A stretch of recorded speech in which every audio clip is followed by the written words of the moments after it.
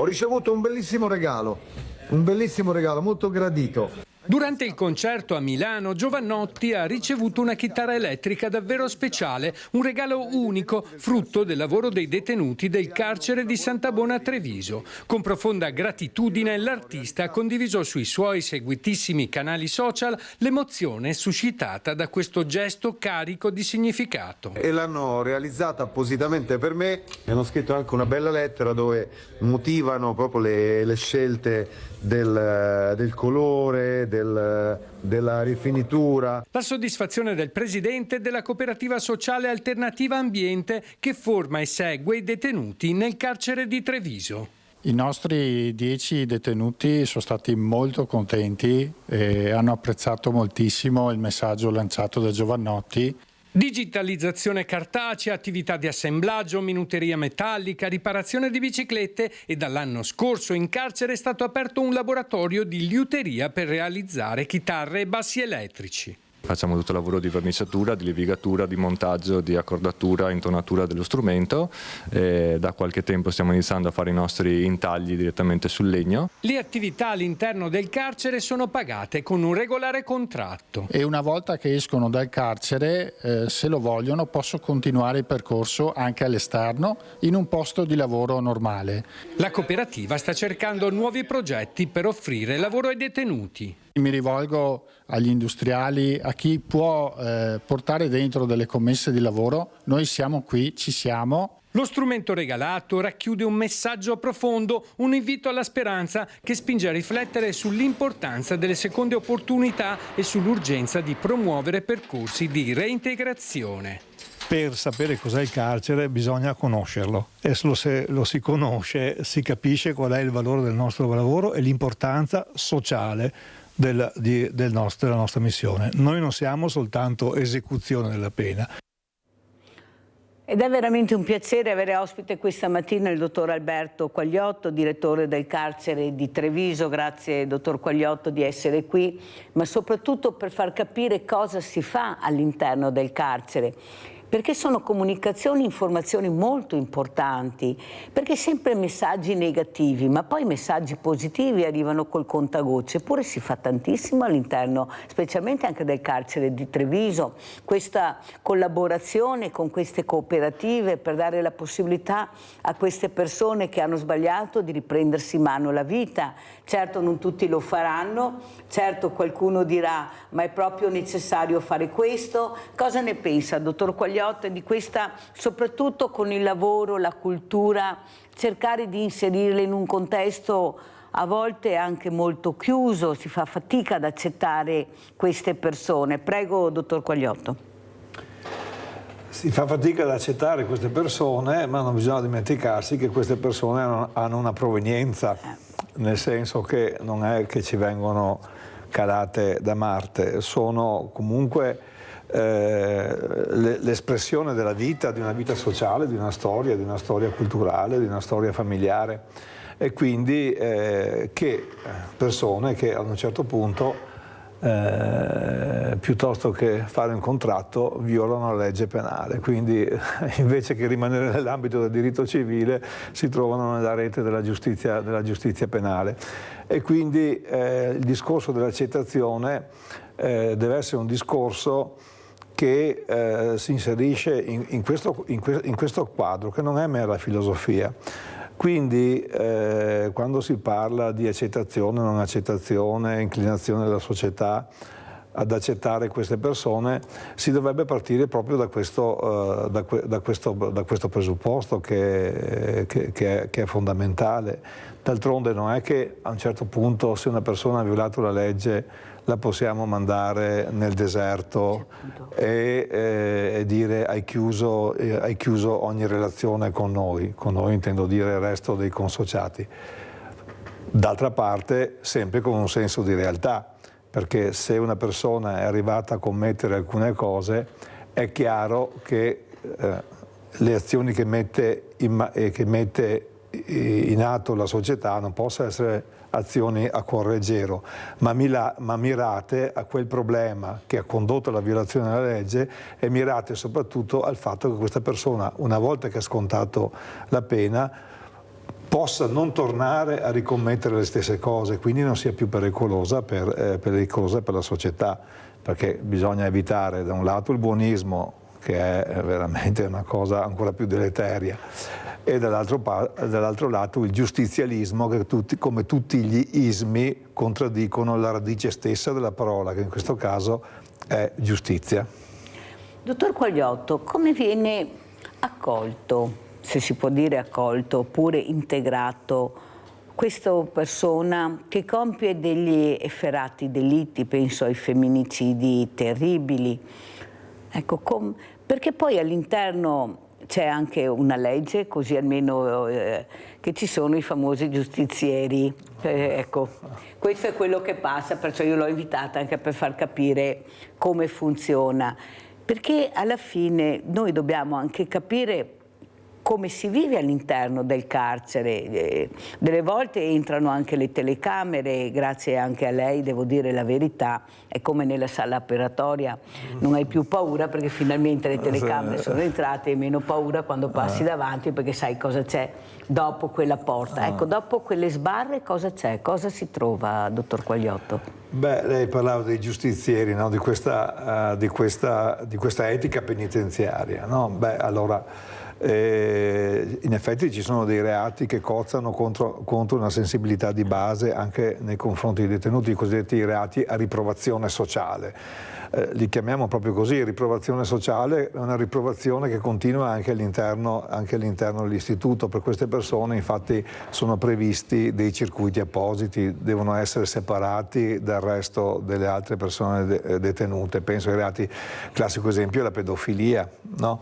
Il reato di pedofilia è veramente riprovevole nei confronti di tutti noi, e questa riprovazione rimane all'interno delle mura del carcere, per cui non è che puoi mettere insieme queste persone insieme alle altre. Esistono dei circuiti protetti, non in tutti gli istituti.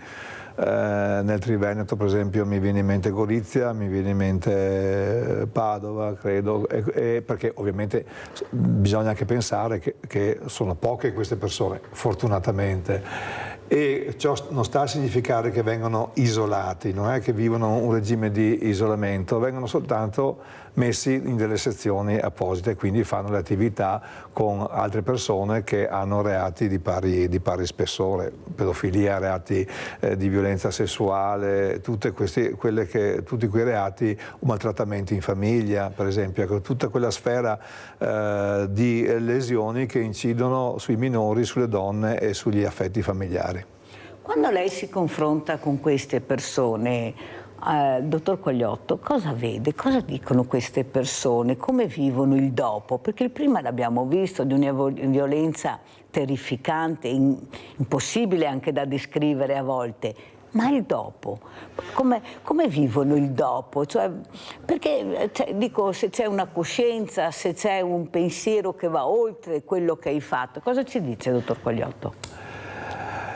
Il dopo nel senso del momento dell'esecuzione della pena, quando escono? No, un'esecuzione durante, perché dopo di sicuro lei non lo può sapere. Beh, allora, una cosa molto importante, ed è la cosiddetta mission che ci proviene dalla legge, è quella di cercare di fare alla persona la cosiddetta revisione critica del proprio operato, che non significa un pentimento nel senso cristiano, cattolico del termine. Noi non pretendiamo che le persone facciano l'atto di dolore, ovviamente, questo appartiene ad altre sfere. Ma la revisione critica cosa sta a significare? Avere la consapevolezza del danno che si è causato ad altre persone. Perché è facile, ed è un meccanismo anche umano per certi versi, rimuovere questa consapevolezza per poter vivere meglio. Per tipico esempio, prima abbiamo parlato dei reati a sfondo sessuali. Qual è la scusa principale di chi commette un reato del genere? Il consenso della persona offesa, perché se c'è il consenso non c'è il danno, e se non c'è il danno io non mi sento male, non mi sento in colpa. E questa revisione è molto difficile da ottenere per i meccanismi che abbiamo visto, ed è anche molto difficile da testarne la sincerità, perché se da un lato non dobbiamo pretendere, appunto, come dicevo prima, l'atto di dolore, dall'altro lato dobbiamo capire se le persone esprimono questa revisione in termini strumentali o l'hanno interiorizzata. Ed è anche per questo che ci si avvale per questa opera sostanzialmente non tanto del direttore che coordina queste figure, ma degli esperti in psicologia, in criminologia e degli educatori che operano in istituto, col supporto fondamentale, imprescindibile, della polizia penitenziaria. Perché lei dice, quando incontro queste persone, io sono il direttore, giusto? Quindi hanno delle richieste che soltanto la direzione può accogliere o rigettare. Quindi c'è un messaggio che mi viene mandato che è molto diverso rispetto al messaggio e alle informazioni che veicolano quando hanno il rapporto con lo psicologo, perché sono altri i temi che si trattano, e soprattutto quando sono in relazione con i loro pari, quindi all'interno della sezione, quando sono insieme agli altri detenuti, e lì la polizia penitenziaria osserva quali sono i comportamenti, perché sa, è facile essere belli, bravi e buoni col direttore, perché ci mancherebbe altro, anche se magari non manca qualche intemperanza certe volte, ma come per noi l'animo salta fuori quando relazioniamo con i nostri pari, quando siamo su un piano di parità, allora lì salta fuori la nostra vera indole. Abbiamo Maurizio, vai Maurizio. Ciao Mirella e buongiorno al direttore, signor Quagliotto. Allora, io vorrei fare due domande al direttore. Allora, io ho sempre saputo che da piccolo, direttore, chi commetteva un efferato delitto oppure chi commetteva qualsiasi tipo di reato pericoloso, se gli davano l'ergastolo dovevano pagare. Ok? Bene, perché gli faccio questa domanda? Gli faccio questa domanda, signor direttore, perché qua ultimamente sento che alcuni boss della Magliana e quelli che hanno fatto che ne so, omicidi di qualsiasi tipo vengono fuori, li stanno cacciando fuori. Ma sbaglio oppure in America è diversa da qua da noi? In America chi fa un reato efferatissimo viene messo a Guantanamo, sbattuto a Guantanamo al come si chiama? Al reparto 41. Ok? Dove ci sono tutte le persone che hanno commesso i delitti più efferati che esistano. Naturalmente con la palla al piede, legati e tutto quanto. Qua in Italia gli danno l'ergastolo e dopo qualche mese o qualche anno te li trovi fuori un'altra volta. Come mai? Cioè, ci sono cose che non si spiegano. Perché non viene arrestato e deve pagare? Se gli hanno dato l'ergastolo, tu devi pagare 30 anni, te li deve fare tutti. Non venire fuori dopo 1 anno, 2 anni e 3 anni, che dopo le persone che l'hanno visto lo vedono, ancora se lo vedono ancora in giro. Come mai? Mi può dare una spiegazione? Grazie e buona giornata a tutti. Grazie Maurizio, prego dottor Quagliotto.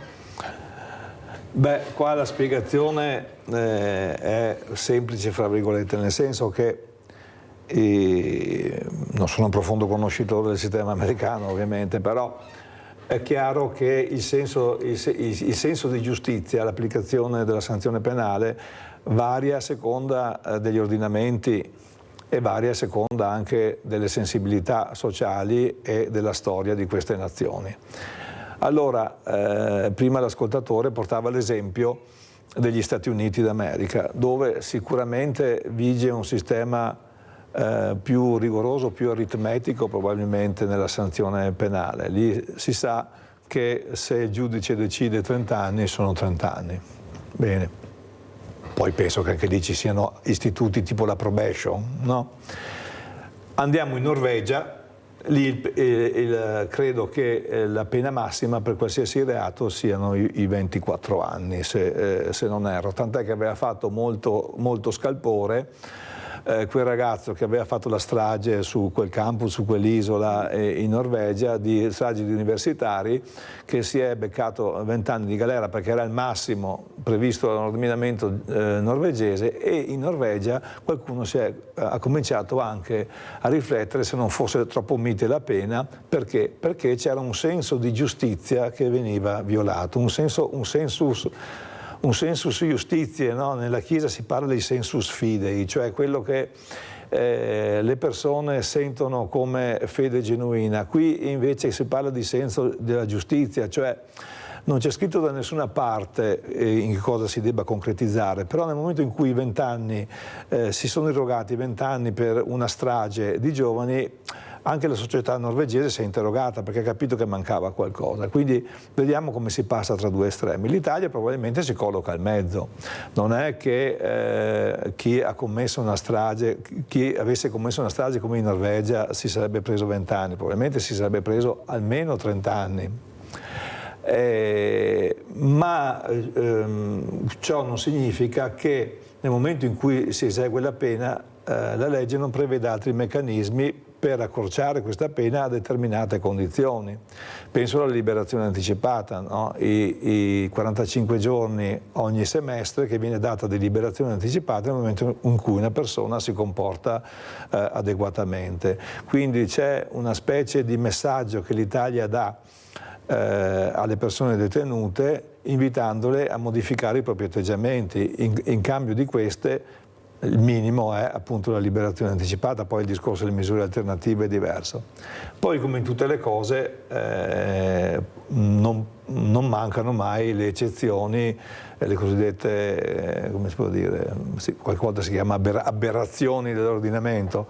Magari qualche cosa non sempre va per il verso giusto, però, ripeto, se dobbiamo parametrare il modello americano come il modello di giustizia perfetta, vabbè, allora possiamo dire che in Italia non abbiamo la giustizia perfetta, però da un punto di vista puramente personale qualcun altro potrebbe dire beh, il modello perfetto è quello scandinavo, e allora noi siamo più vicini al modello americano che a quello scandinavo, perché siamo molto più giustizialisti da questo punto di vista. Dipende da quali sono le scelte che una società, un ordinamento si dà in un determinato contesto storico. È sempre vedere anche l'angolazione con la quale si guarda, penso ai familiari delle vittime, bisogna vedere l'angolazione con la quale guardi questa pena che è stata inflitta. Abbiamo questo Giusy, sì. Vai Giusy. Buongiorno al tuo ospite. Volevo fare una domanda al dottor Quagliotto. C'è nessuno, dottor Quagliotto, che soffre di claustrofobia per il chiuso, oltre la paura per la detenzione? Volevo sempre fare questa domanda perché io, se dovessi andare in prigione, dopo 2 ore sarei già morta perché soffro del chiuso, di tutto. La ringrazio. Grazie Giusy, prego dottor Quagliotto. Solo una volta, mi pare di ricordare, ho trovato una diagnosi proprio precisa di un psichiatra di claustrofobia. Ma no, la claustrofobia nel senso tecnico del termine non l'ho praticamente mai incontrata nel mio percorso. È chiaro che la sofferenza della privazione della libertà, più che alla claustrofobia, è legata a dover condividere gli spazi con altre persone, non tanto quello di essere rinchiusi in un determinato luogo. Anche questo, ovvio, si priva della libertà, e pertanto è chiaro che qualsiasi persona che viene privata della libertà, che sia ricco o che sia povero, ne ha una sofferenza, e questa è l'essenza probabilmente della pena. Ma la claustrofobia, ecco, è un'altra cosa, ecco, il senso di soffocamento, di non poter rimanere in un luogo chiuso, a parte che è chiuso sì, però ci sono anche spazi ampi, ecco, quindi non Qual è la richiesta che sente di più da parte di queste persone recluse? La voglia di lavorare, fare più sport, avere più la possibilità anche con l'arte di esprimere,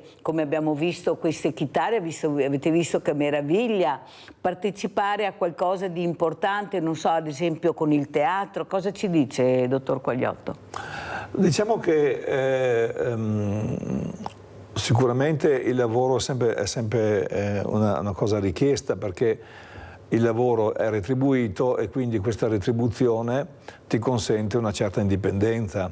Indipendenza da che cosa? Indipendenza nei confronti di bisogni elementari, le sigarette, l'acquisto di genere di conforto, la quotidianità. Ed è appunto su questo termine che vorrei soffermarmi, cioè quello di cui più si sente la mancanza è la quotidianità, intesa come insieme, un complesso di attività.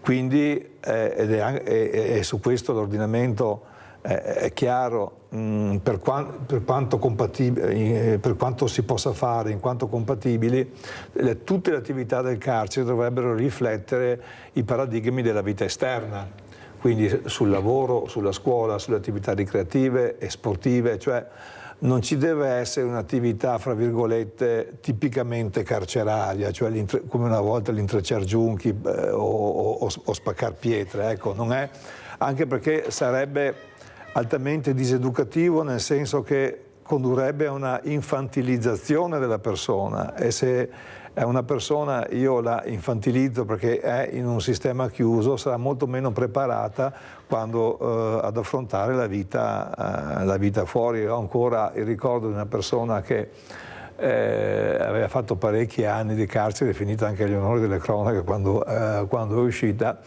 che al primo permesso premio era rimasta un po', come si può dire, un po' sorpresa nel non vedere più per strada il ritmo, no? e vedere altri modelli di auto. No? Allora questa è stata la prima impressione che mi aveva rimandato, il fatto che non vedeva più circolare le auto che vedeva circolare nel momento in cui era entrato. Questa potrebbe sembrare così un aneddoto, però dà l'idea di quali possano essere i pericoli della privazione della libertà, cioè un distacco totale dalla realtà. Questo, il distacco dalla quotidianità esterna, è ovvio c'è, è connaturato alla pena, però non deve diventare un gap nel momento in cui una persona rientra in società. Forse prima si parlava, prima di iniziare la trasmissione, di questi investimenti che avrebbero dovuto essere stati fatti in questi penitenziari, e non parliamo di sicuro dell'ultimo governo, perché è facile all'opposizione criticare, però bisogna anche capire cosa si è fatto anche in tempi non sospetti, anche strutturalmente.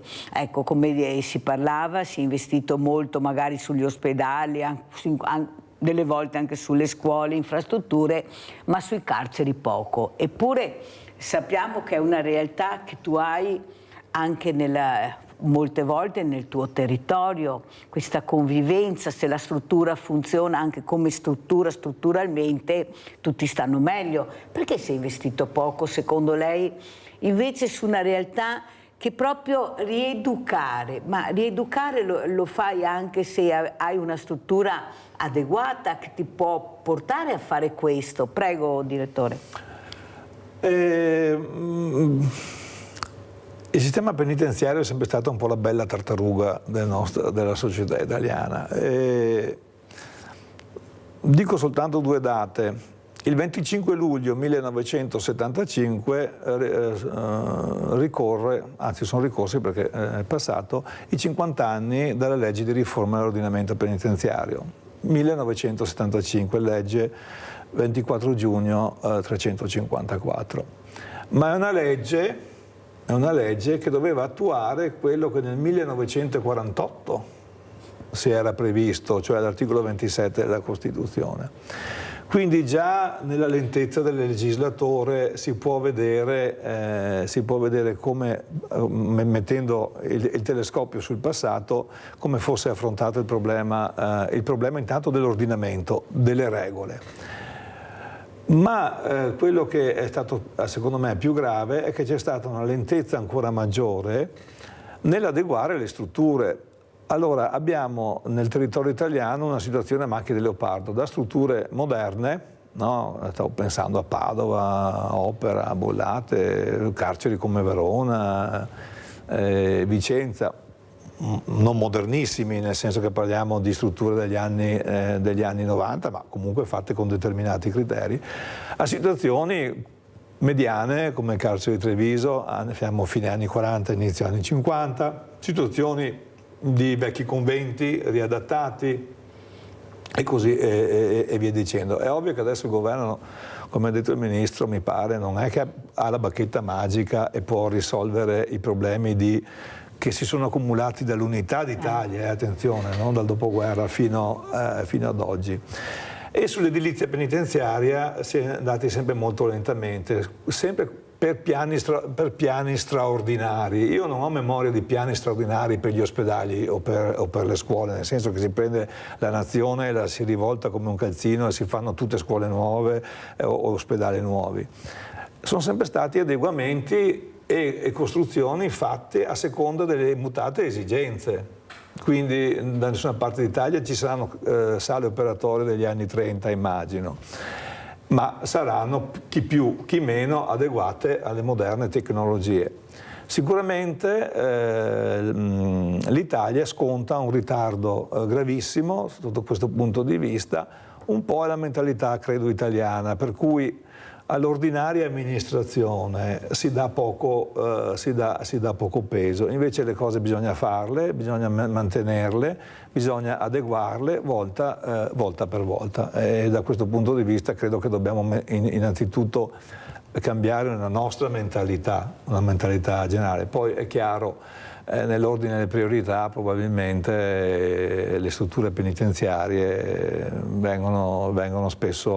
sono state spesso e volentieri dimenticate, sempre tenute fresche nei discorsi, ma dimenticate nei piani regolatori. Come parole, come promesse, ne abbiamo sentito a fiumi, l'ho detto anche l'altro giorno, però bisogna anche agire, oltre alle parole noi abbiamo bisogno di azioni, anche perché ecco, questa realtà anche giovanile, non parlo solo di minori, ma a 18 anni sei maggiorenne e perciò comincia veramente a preoccupare, abbiamo dei numeri veramente importanti, questi ragazzini non riescono a capire che prima o dopo arriverà il 18° anno e se tu continui a delinquere poi alla fine paghi tutto, forse viene spiegato anche troppo poco perché pensano di farla franca e invece alla fine ecco la pena poi arriva. Andiamo allora a Udine, andiamo a vedere questa sala polivalente, poi la commentiamo.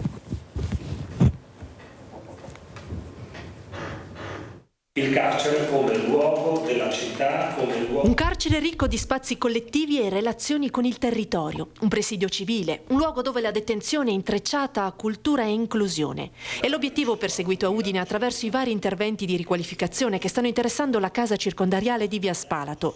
Nella sede di Lega Coop FVG è stata presentata in particolare la nuova sala polifunzionale che dovrebbe essere pronta entro gennaio 2026 e il cui cantiere è già stato avviato. Uno spazio modulabile destinato ad attività culturali e formative con aule studio, un teatro auditorium da 98 posti e un hall accessibile anche dall'esterno. Il progetto è frutto di un percorso condiviso tra istituzioni, cooperative e progettisti, promosso da Lega Coop Sociali FVG, con anche il contributo della cooperativa Dinsi Uneman che ha destinato 20.000 euro all'allestimento della sala e della biblioteca del carcere. Oggi parleremo dell'importante contributo che è stato dato da una cooperativa sociale importante come Dinsi Uneman per organizzare e allestire le due principali sale di ristrutturazione del carcere, quindi la biblioteca, l'inaugurazione ci sarà il 31, quindi siamo ormai in dirittura, e il teatro che invece sarà inaugurato a gennaio. Il reinserimento avviene soltanto se si creano le condizioni affinché chi è in questo momento in un'esperienza carceraria abbia l'opportunità di svolgere queste attività, che siano di lavoro oppure culturali oppure di studio, è naturalmente molto importante. Certo ci confrontiamo con una realtà che oggi è fatta, oggi proprio dato odierno, di 183 persone detenute su una capienza di 90, quindi i problemi penso che siano intuibili facilmente. Noi crediamo che la cooperativa debba restituire al territorio, non si lascia nessuno indietro, e le situazioni di marginalità, fragilità che possono essere ovunque, possono essere anche temporanee, non devono in nessun modo intaccare quella che è la dignità umana. Eppure, dottor Quagliotto, la fragilità, abbiamo sentito, si cerca di combatterla proprio con questa formazione e anche queste attività culturali molto importanti. Qualcuno dirà, ma cosa servono? La cultura in carcere. La cultura e l'arte forse è più importante del lavoro tradizionale. Ecco, questa formazione che viene fatta, che dovrebbe essere fatta molto di più. Io mi domando, ecco, dottor Quagliotto, come ha detto lei, se non è il caso, come ho detto, visto l'età che si abbassa molto di questi ragazzi, l'importanza di investire nella cultura, struttura e cultura, è là che ce la giochiamo, perché se no non ne andiamo fuori. Ecco, se continuiamo a pensare al carcere, come dice lei, il carcere di una volta, di sicuro non sarà facile poi che questa persona quando esce venga accolta, anche perché l'etichetta si mette subito, come entra già l'etichetta del delinquente, e quando esce è stato in carcere, già delinquente rimani. Ecco, quanto importante è la cultura e cosa si sta facendo anche nel carcere di Treviso, dottor Quagliotto? Per me personalmente qua si apre un vaso di Pandora, nel senso che quanto è importante la cultura è una domanda che sento porre ancora prima che nel carcere nella società esterna. C'è una società che in senso generale sta andando verso l'ignoranza e la maleducazione, punto. C'è poco da fare, c'è poco da dire, c'è poco da discutere. Nella sciatteria, nei comportamenti beceri, basta aprire la televisione a qualsiasi ora del giorno e della notte e si vede qual è il livello di degrado etico e morale in cui siamo arrivati e di violenza che viene trasmettere. Su questo sostrato, che è veramente ributtante, lo posso dire, non sto facendo riferimenti, ecco, specifici, ma è generalmente ributtante.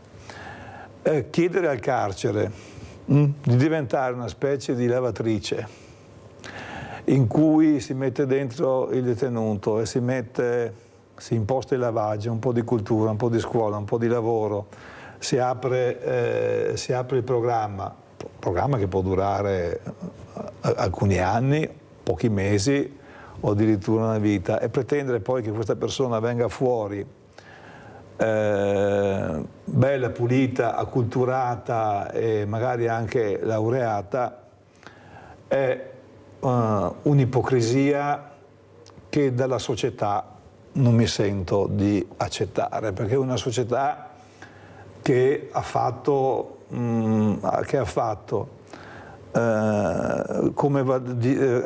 preso come valori la trasgressione, ha preso come valori il vanto di vivere fuori dalla legalità, sopra le righe, di disprezzare la cultura, perché quando parli di cultura qualcuno mi ha detto mi pare tutte cassaie, no? Cioè quando parli di musica, di arte, di teatro, di letteratura, no? Ecco, che disprezza tutte queste cose, poi pretendere dal carcere che sia palestra, scuola, officina ed esecuzione della pena, veramente mi fa montare un po' la bile, devo dire, la sincera verità. E non dimentichiamoci anche un'altra cosa, che deve diventare anche una sorta di famiglia, ecco, l'agenzia educativa principale che sta mancando. Allora è chiaro che in tutte le epoche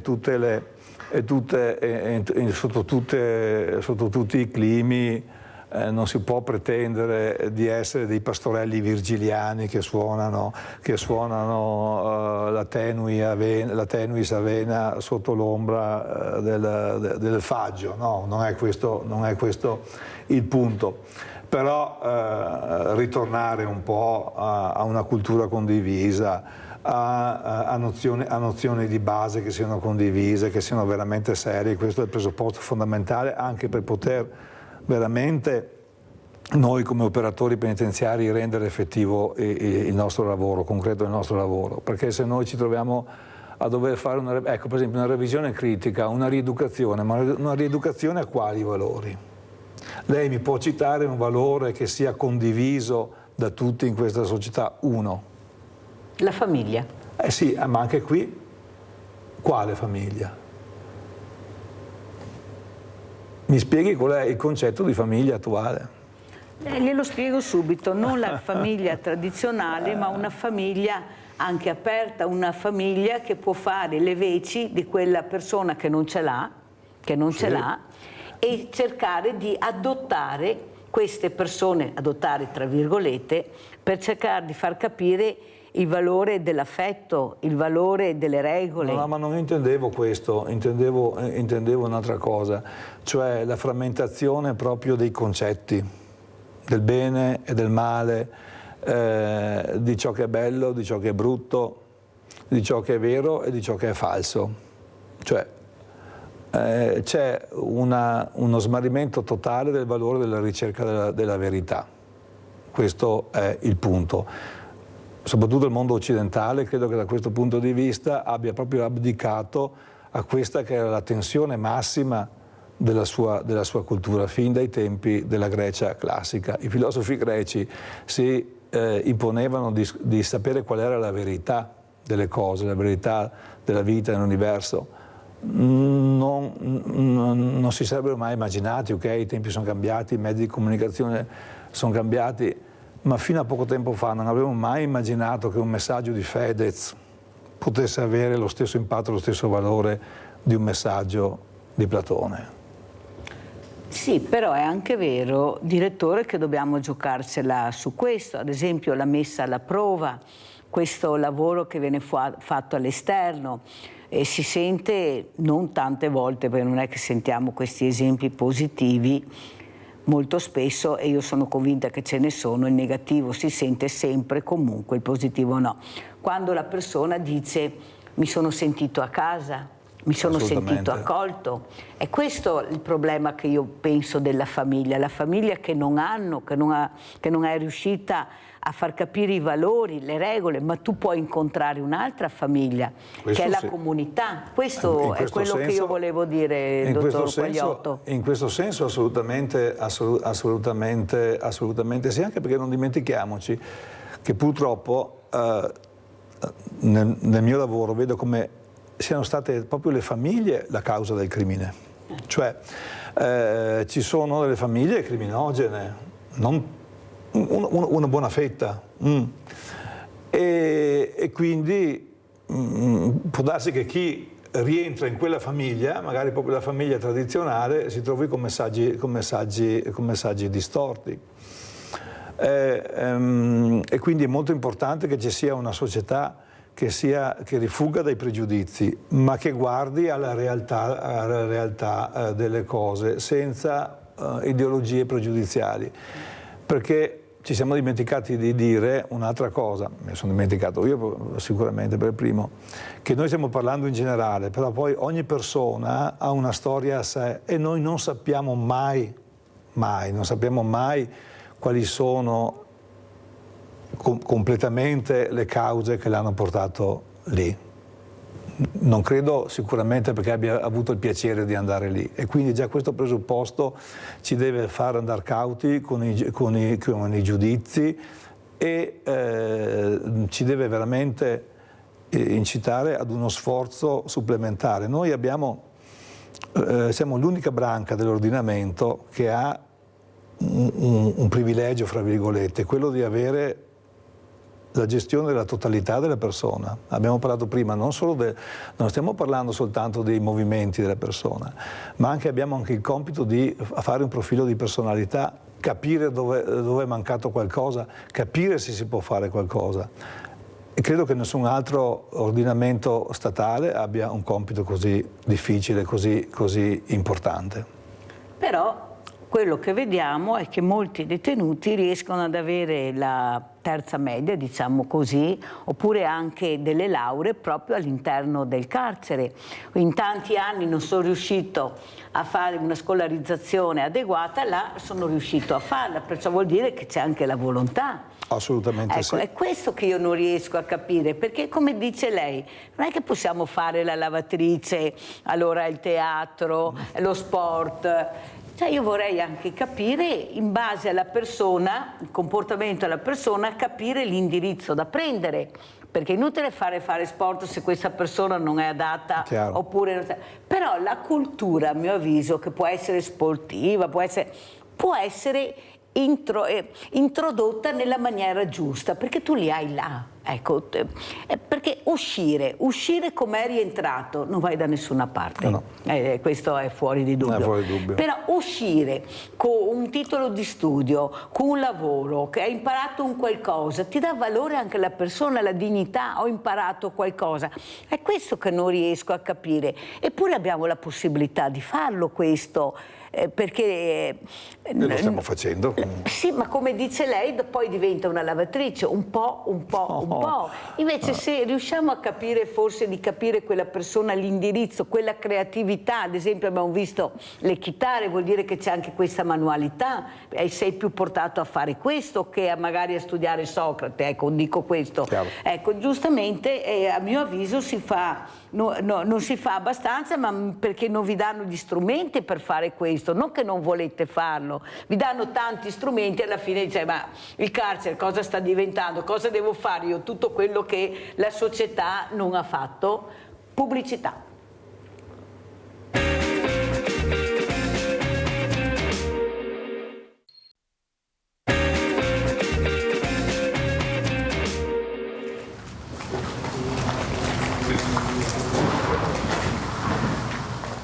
Dieci biciclette destinate a 10 donne migranti, passate attraverso le mani operose di adulti detenuti nel carcere di Santabona. Una rete sinergica con capofila iCare per restituire vita e dignità alle persone e anche ai mezzi a due ruote lasciati a marcire nei depositi comunali, provenienti da furti o abbandoni e mai più reclamati.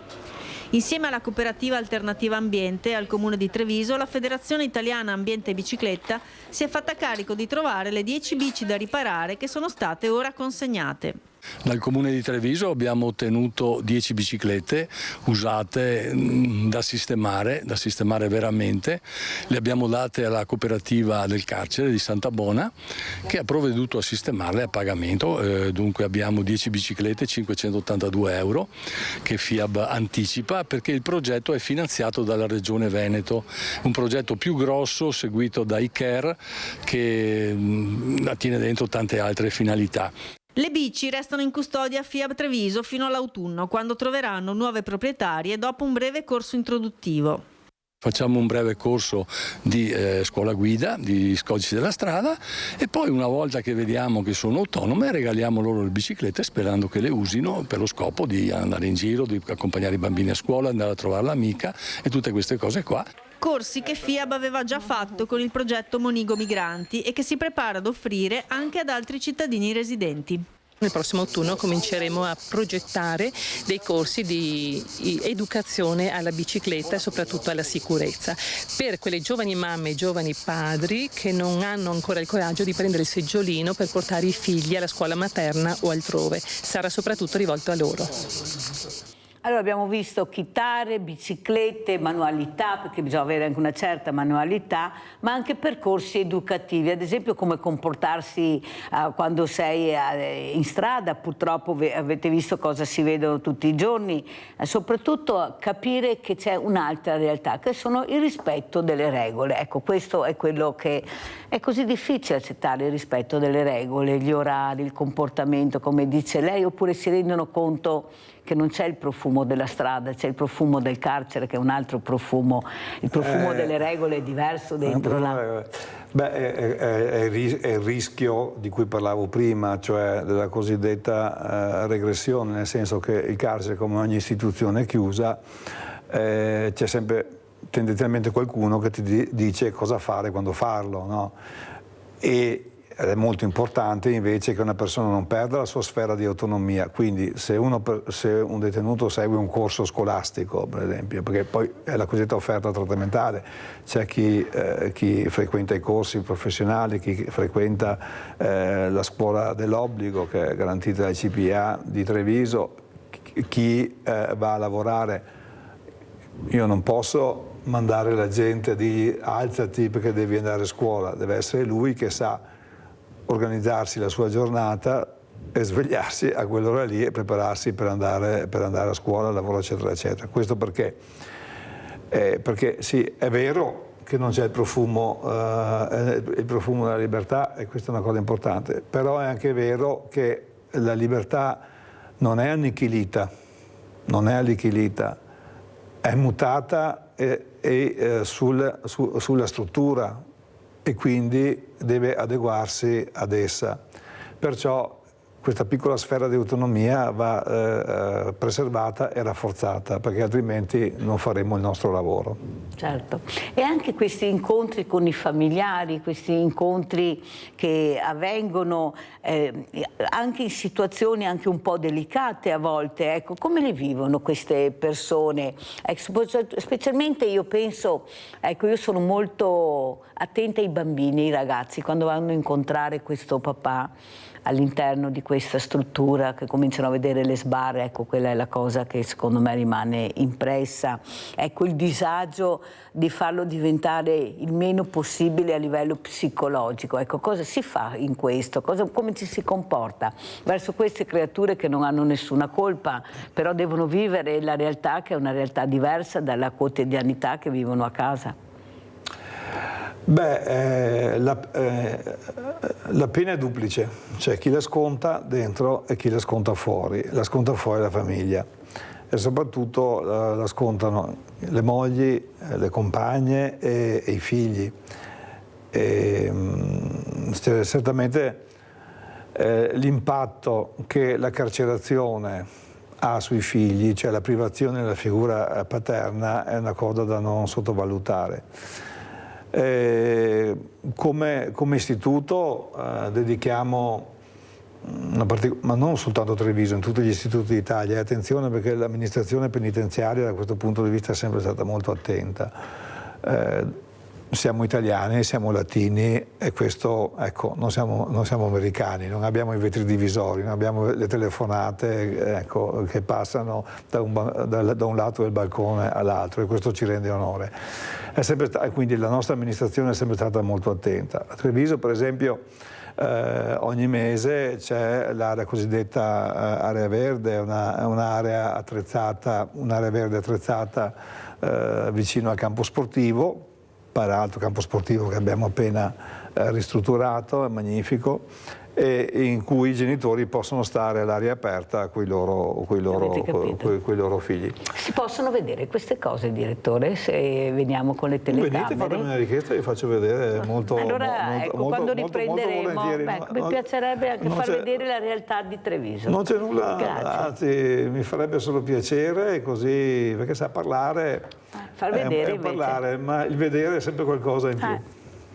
E perciò questa delicatezza, ecco, questa sensibilità va messa nella bilancia assolutamente. Assolutamente, poi è chiaro che certe volte vedi delle scene che insomma ti lasciano così, perché il bambino finisce l'ora di colloquio col genitore, deve andare, insomma, non sono mai cose belle, non sono mai cose belle. Si emoziona il direttore raccontando di queste, perché lei le vive come giustamente, e vedi questo bambino, ecco, che abbraccia, o bambina che abbraccia questo papà e che se lo vorrebbe portare a casa, perché delle volte si dice non c'è il genitore presente, ecco, pensate a quei bambini che non hanno la possibilità, quei ragazzi, di avere il genitore presente, perché all'interno di questi carceri penitenziari, e soprattutto, ecco, l'incontro che devono fare. Guardate che veramente, se non sono accompagnati, come dice il direttore, nella maniera giusta, sono dei traumi pazzeschi che tu non li vedi.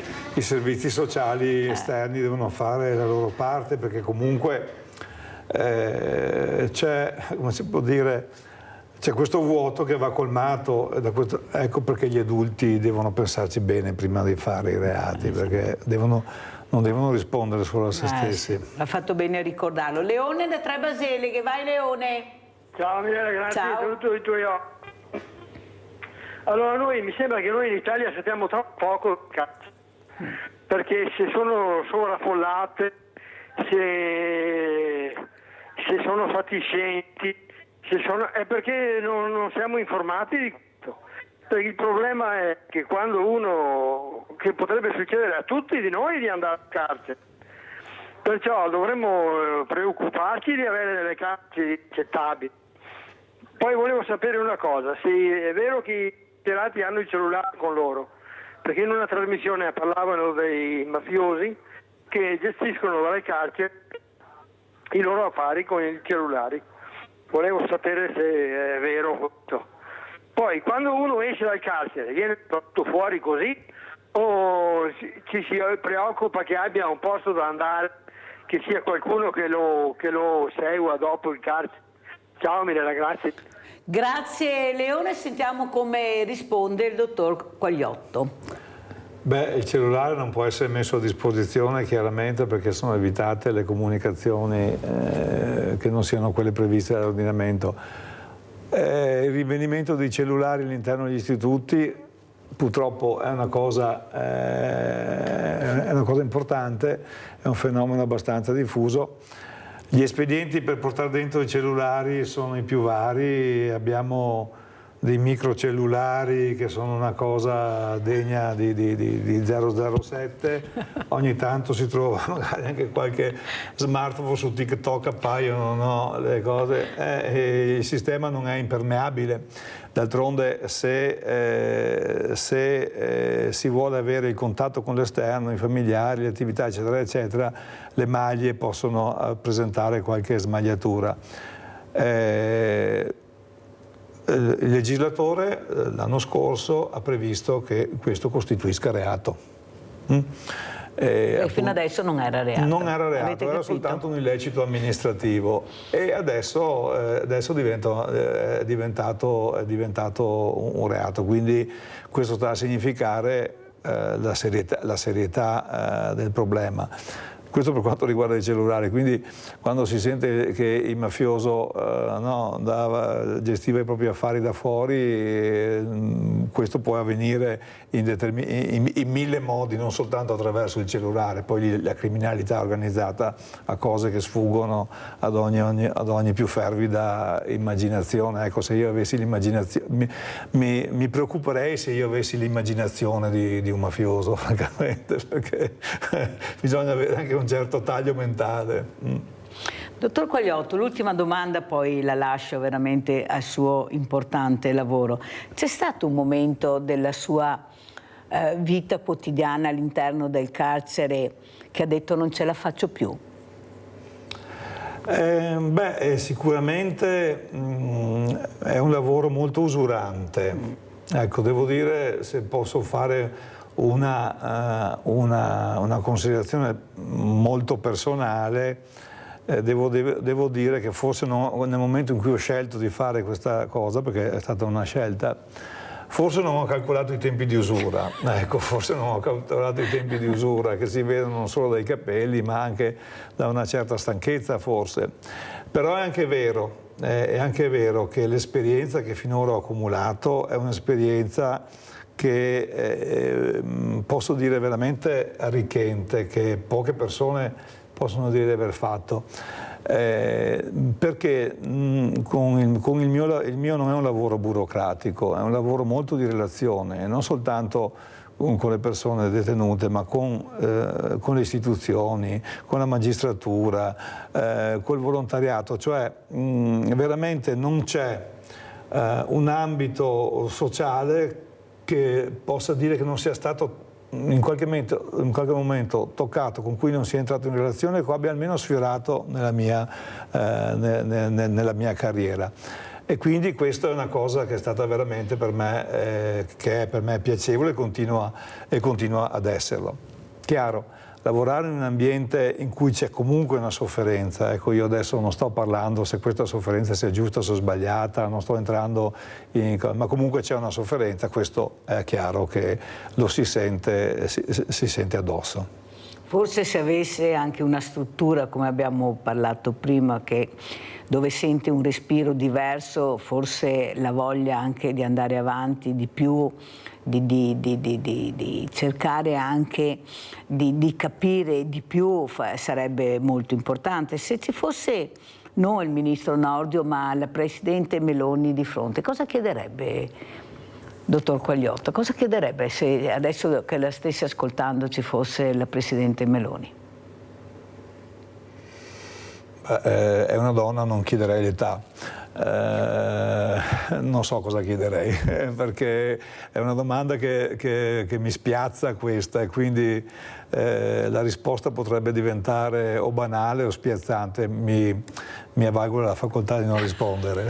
E con questa risposta noi ringraziamo veramente, grazie al dottor Alberto Quagliotto, direttore del carcere di Treviso, di essere stato con noi. Vedremo se la prossima volta magari avrà più voglia di chiedere qualcosa, visto l'impegno che anche si sta mettendo Giorgia Meloni. Adesso abbiamo sentito, sono arrivati anche soldi per l'agricoltura, questa fragilità del paese in tutti i sensi, che l'abbiamo sentito anche questa mattina. Forse dovrebbero investire di più su quelle veramente che sono le criticità dell'Italia. Grazie veramente dottor Quagliotto, buon lavoro, pubblicità.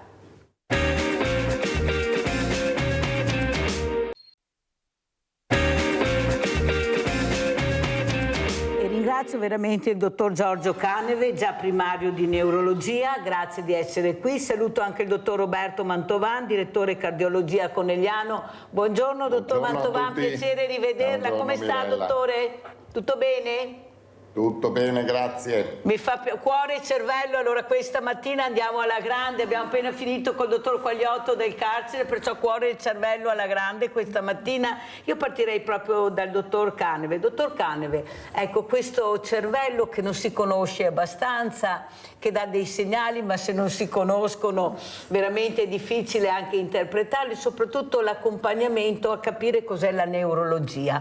Io sono convinta che a casa hanno bisogno di capire. Prima un signore, Leone da Trebasele, ha telefonato dicendo: non sappiamo abbastanza di quello che si fa all'interno dei carceri, chi sono le persone, come vivono. Ecco, questa informazione che deve arrivare. Ecco, penso che la neurologia sia una branca molto importante da capire, da spiegare, di cercare di, anche assieme a lei, di vedere i lati negativi, i lati positivi e come si può veramente fare questo percorso. Prego, dottor Caneve. Ma intanto la neurologia è la scienza, diciamo, che studia il sistema nervoso e la parte organica del sistema nervoso. Cosa vuol dire? Sono tutte le malattie che colpiscono il sistema nervoso. Poi il cervello è ovviamente complicatissimo, si sa che non lo conosciamo tutto.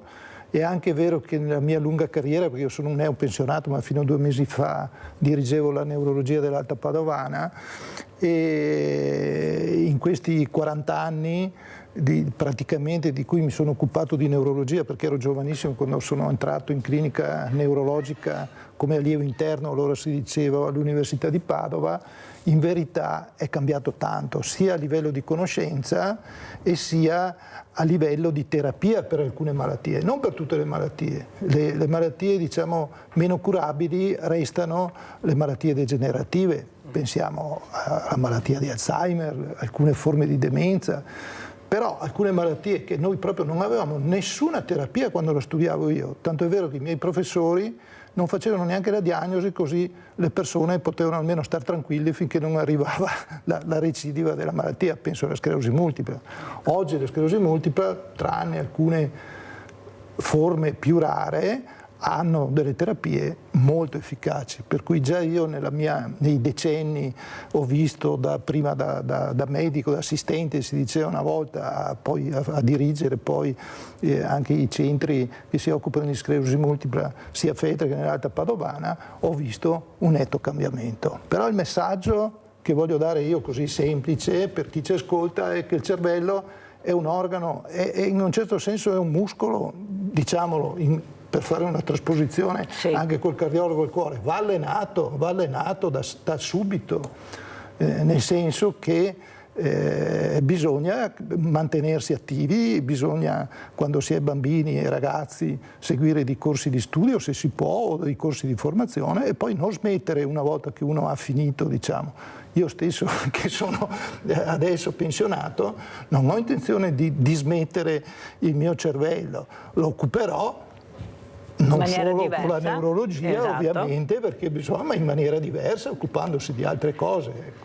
Dottor Caneve, io l'ho invitata proprio per questo, perché sono preoccupata molto per questi ragazzi, non tutti, ma quelli che, i ragazzi bravi, noi bravi ragazzi, che sono due cose diverse. I ragazzi bravi ne abbiamo e quelli fanno già il percorso. Quello che mi preoccupa sono quei ragazzi, invece, quei bambini specialmente, che non riescono ad avere il genitore presente, il genitore che capisce l'importanza del movimento, dell'attività motoria, della creatività. Questi sono i bambini che mi preoccupano, perché tanto è vero che lo sport è entrato nella Costituzione nel 2024, però si inizia a fare sport dalla quinta elementare. Già capite bene che non ci siamo proprio. Non devo avere la fortuna di avere quell'insegnante, che poi non è neanche specializzato in attività motorie, e si inventa, poveretta, qualcosa perché ha capito l'importanza di far muovere questi bambini, ma non è la stessa cosa. Non le sembra forse, dottor Caneve, che dobbiamo iniziare proprio a fare prevenzione fin da piccoli, perché è inutile poi che ce la raccontiamo e ce la giriamo, perché noi italiani, anche i politici, e non voglio fare la domanda politica, parole a fiumi. Ma io dico qualche volta, ma agire, no? Visto che avremo e abbiamo la possibilità di avere queste strutture, ecco, anche queste palestre anche di vita a volte, che ti mettono il cervello veramente a 360 gradi con la creatività. Ecco, tu crei perché riesci a creare, ma tu mi devi dare il gioco. È questo che mi preoccupa, perché non si riesce a capire che la prevenzione è inutile farla quando ormai hai passato l'asticella, va fatta prima, perché l'ha detto lei, si deve iniziare molto presto a far lavorare il cervello e devi sempre mantenerlo, ma lo so fare se ho iniziato a capire l'importanza, ecco, di fare questo. Prego, dottor Caneve. Intanto la domanda è troppo difficile da rispondere, però io credo che intanto io ho avuto la fortuna anche di fare un'esperienza personale nell'educazione, nel senso che ho avuto 2 figli. Ecco, non so se li ho educati bene o male, perché insegnare l'educazione penso sia la cosa più difficile al mondo, e noi genitori spesso, per fortuna, diciamo, ci affidiamo un po' anche all'istinto, però è giusto quello che diceva lei del fatto che bisognerebbe dare anche degli indirizzi. Forse banalizzo, però un pochettino l'esempio conta, cioè nel senso che i bambini vanno educati anche con l'esempio, cioè è chiaro che se io non ho hobby, se non esco di casa, se mi risulta comodo accendere la televisione o comprare il telefonino ai ragazzini piccoli, fin da piccoli, in modo che poi stiano buoni, perché poi c'è anche questo effetto, non va bene, ci vuole un impegno. Io credo che ci servano poi anche, come giustamente diceva anche lei, a livello scolastico, a livello anche governativo, non è politica questa, è solo dare delle indicazioni perché si cominci da subito a costruirci una vita adulta, una gioventù e poi una vita adulta che sia proficua. Noi viviamo in una regione in cui sicuramente non mancano gli stimoli per l'economia, il lavoro per fortuna c'è, ecco, però lo sappiamo benissimo che c'è una fetta di giovani anche nella nostra regione, anche se più bassa di altre regioni, che raggiunta l'età in cui ci si dovrebbe realizzare non fanno niente, non studiano, non lavorano e non escono di casa. Esatto. È un fatto molto grave. E se ne parla molto poco. Se ne parla poco.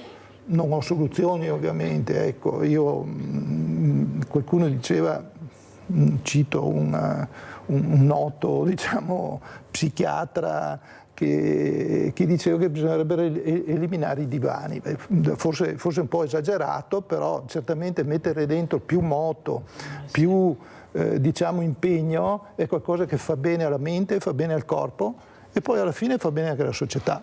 Esatto, perché rientri nella comunità. Entri nella comunità e quando ci si sposta anche il benessere delle persone dipende anche dalle relazioni, dalle buone relazioni ovviamente, non da relazioni tossiche tra virgolette, però insomma se non stiamo nella società non puoi star bene. Sentiamo... Ho sconfinato però dalla neurologia, ha fatto benissimo. Questa non è neurologia. Sì, ma oltre a essere, come dice lei, ecco, quello che lei sa, conoscere anche la persona che è qua l'ospite, cosa ne pensa, perché si vive la quotidianità, non siete solo medici, siete anche persone, ecco, che io non divido mai, perché sono stanca delle divisioni tra uomo e donna, io parlerei proprio di persona. E questo mi fa molto piacere. Sentiamo cosa ne pensa il dottor Roberto Mantovan, direttore cardiologia Conegliano. Adesso parliamo di cuore, questi segnali, ecco, questa attività fisica molte volte, io lo dico sempre, l'ho già detto anche, non mi ricordo se c'era anche lei dottor Mantovan, questa attività fisica esagerata, ecco, questo correre perché a una certa età come avessi 20 anni oppure andare in bicicletta, io vedo delle cose, no, io l'ho invitata perché fra poco li troviamo come birilli o degli amici, dico no, ma guarda che devi smetterla di pensare di avere 20 anni, perché andare all'estremo delle forze quando senti che il tuo corpo ti dice fermati, perché il nostro corpo è un orologio, il cuore specialmente, conosciamo abbastanza l'attività cardiaca, dottor Mantovan, rispettiamo questo organo fondamentale. Prego, dottore. Grazie della domanda, Mirella, perché mi fa sorridere in quanto noi vediamo continuamente dei pazienti che hanno delle attività sportive esasperate, soprattutto a una certa età. Giusto la settimana scorsa un paziente si vantava che era secondo me anche fisicamente deperito, di fare 10.000 km all'anno in bicicletta e purtroppo è stato ricoverato per un malessere e abbiamo riscontrato una patologia severa delle coronarie ugualmente. Evidentemente tutta questa attività fisica non dico che faccia male, ma in questo caso non ha fatto sicuramente bene. È un esempio, non è che non bisogna fare attività fisica, anzi mi sembra che è quasi ridicolo dire questo, l'attività fisica fa bene, è un'attività che può essere di circa 3 ore alla settimana, una bella camminata, anche un po' a passo veloce, punto, fine. Una dieta attenta in modo da non andare sovrappeso, basta, non è che serva altro. Purtroppo alcune persone, molti di noi, pur facendo questa vita diciamo normale, buona e corretta, hanno una predisposizione e per esempio un eccesso di colesterolo che hanno moltissime persone, direi anzi che la razza umana ha un metabolismo del colesterolo sbagliato, per cui noi abbiamo quasi tutti il colesterolo eccessivamente alto. Per fortuna ci sono venuti incontro molti farmaci nuovi che ci consentono di abbassarlo, di avere una prevenzione molto più efficace di certe cose che vengono raccontate. Ecco, per quanto riguarda l'attività della cardiologia, mi permetto anch'io di dire 2 parole, se mi permette. Prego. Perché mi sembra importante anche avere un'idea di cosa facciamo anche nell'ambito della cardiologia Vittorio Veneto Conegliano.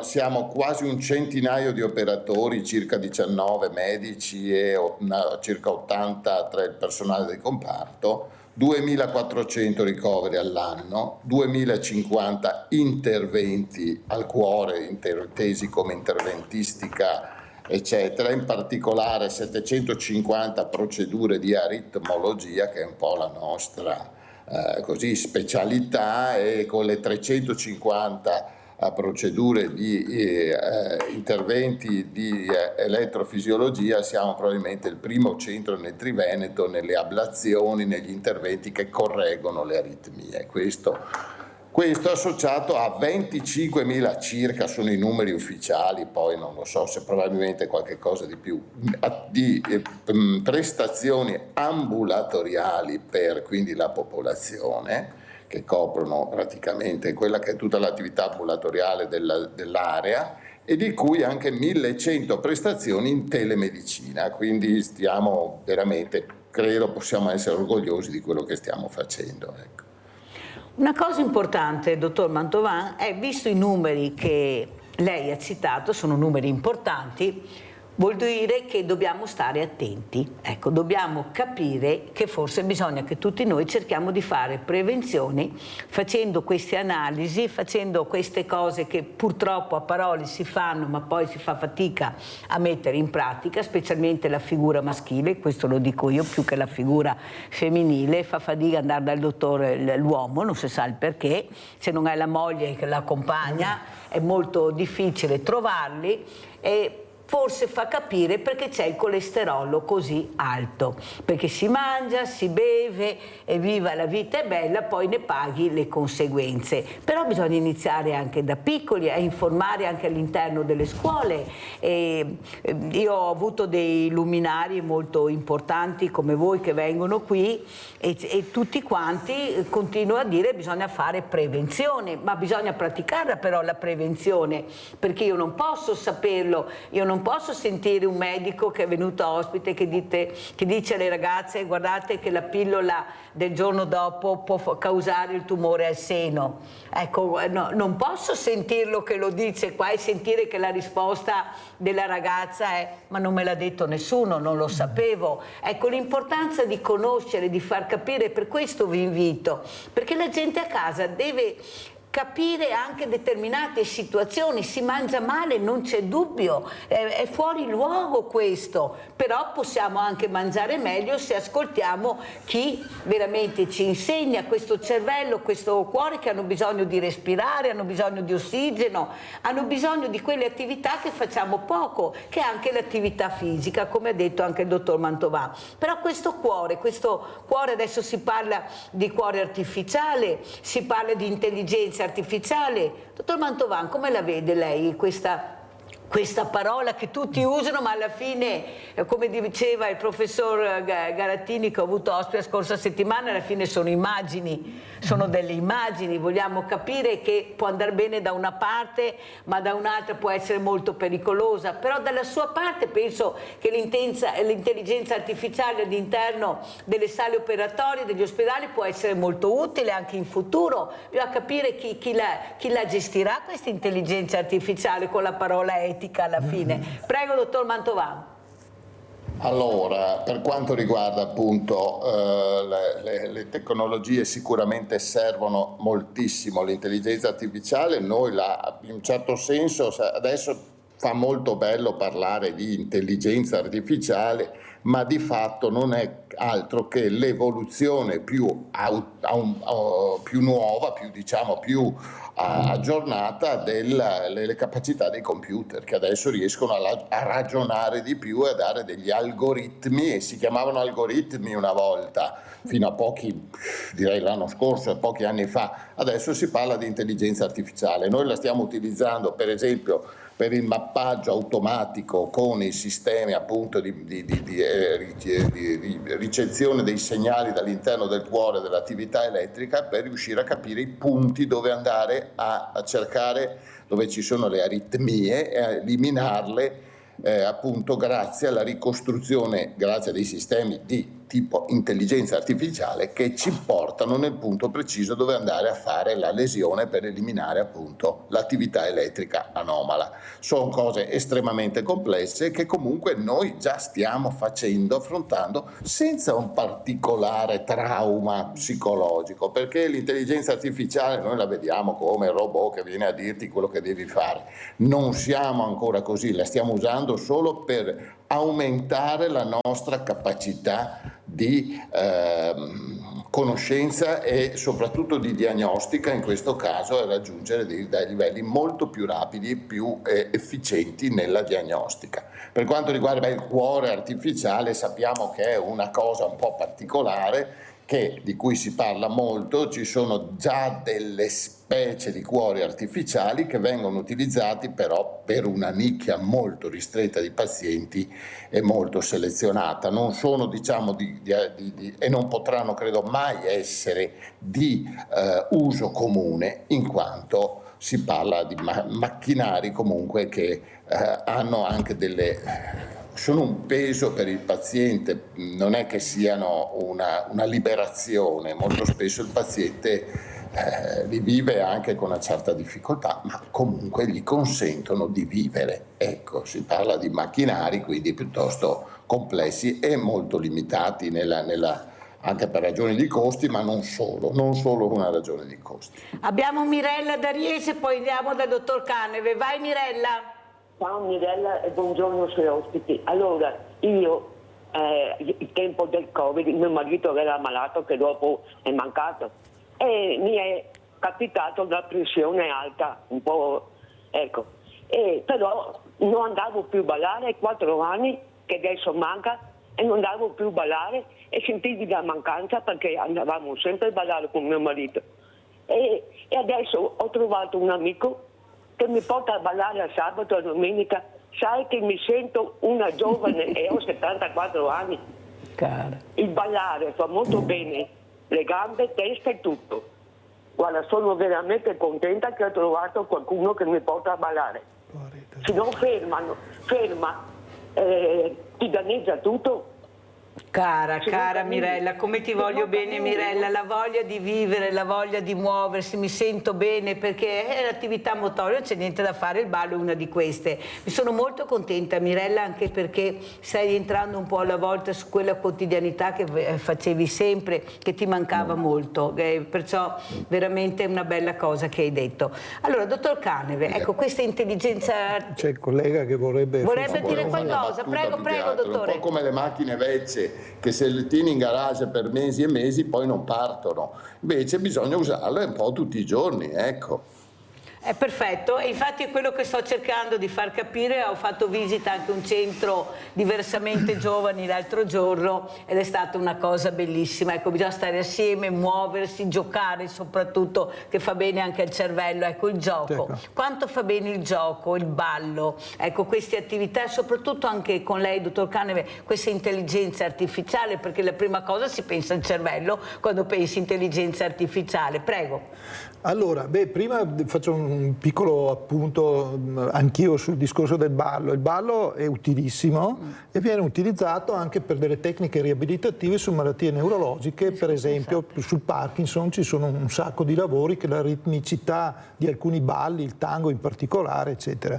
Il ballo comunque fa bene di per sé, è un qualcosa di sociale, oltre a fare un'attività fisica, quindi capisco la signora e anche il suo ottimismo col ballo, è buon per lei. Ecco, per quanto riguarda l'intelligenza artificiale applicata alla neurologia, io direi, sulla falsariga di quello che diceva prima il collega, è che può essere sicuramente utile per quanto riguarda l'indirizzo della diagnostica, anche per poi applicare dei algoritmi come appunto un termine per lo studio per esempio dell'elettroencefalogramma, eccetera. Però l'intelligenza artificiale, bisogna dirlo, non sostituirà mai la relazione medico-paziente, perché lo sappiamo benissimo che la relazione medico-paziente è di per sé terapeutica, c'è bisogno di dialogo e questo l'intelligenza artificiale non ce la dà. Quindi io lo vedo come un braccio tecnologico, come altre tecnologie, sia io che il collega, che ho visto che anche lui non è più giovanissimo, siamo nati addirittura in un'epoca in cui non esistevano i computer. Ecco, io ho visto la prima volta usare il computer da mio fratello, che è un po' più anziano di me, a scrivere la tesi di laurea. Non c'era il computer quando noi eravamo ragazzi. Il gioco non era fatto con il computer, il gioco, tornando all'argomento di prima, era il gioco nella piazza del paese. Io ho avuto la fortuna di avere un'infanzia libera, nel senso ci liberavano proprio. Qualcuno diceva che eravamo selvaggi, probabilmente è vero, però il gioco era costruito da soli, proprio i bambini si costruivano il gioco. Ci ragionavi, lo creavi il gioco? Lo creavi tu, poi ovviamente c'erano i giochi tradizionali, le biglie, il pallone ovviamente, che abbiamo, noi maschiti almeno abbiamo giocato a pallone un sacco, ma nella piazza del paese, insomma. Ecco. Nel cortile? Nel cortile, noi avevamo una piazzetta in cui si giocava, poi nel cortile della scuola, eccetera. E io vengo da un paese del Bellunese, dell'Alpago in modo particolare. Il lago, io sono nato e cresciuto sulle sponde del lago di Santa Croce, per cui il lago era l'altro grande parco giochi, no? Pericolosissimo, però insomma, ecco. Quindi ben venga il gioco, ben venga la creatività, un po' meno sedentarietà a tutte le età, anche, come giustamente diceva lei Mirella, in età infantile. Bisogna promuovere il moto anche in età infantile e il gioco, e poi quando si diventa un po' più ragazzi e poi adulti, perché no, il ballo, ecco. Rinaldo da Venezia, vai Rinaldo. Ciao Mirella e buongiorno ai tuoi ospiti. Saluto a Mirella che ti ha telefonato, che sei contenta perché gli porta a mare.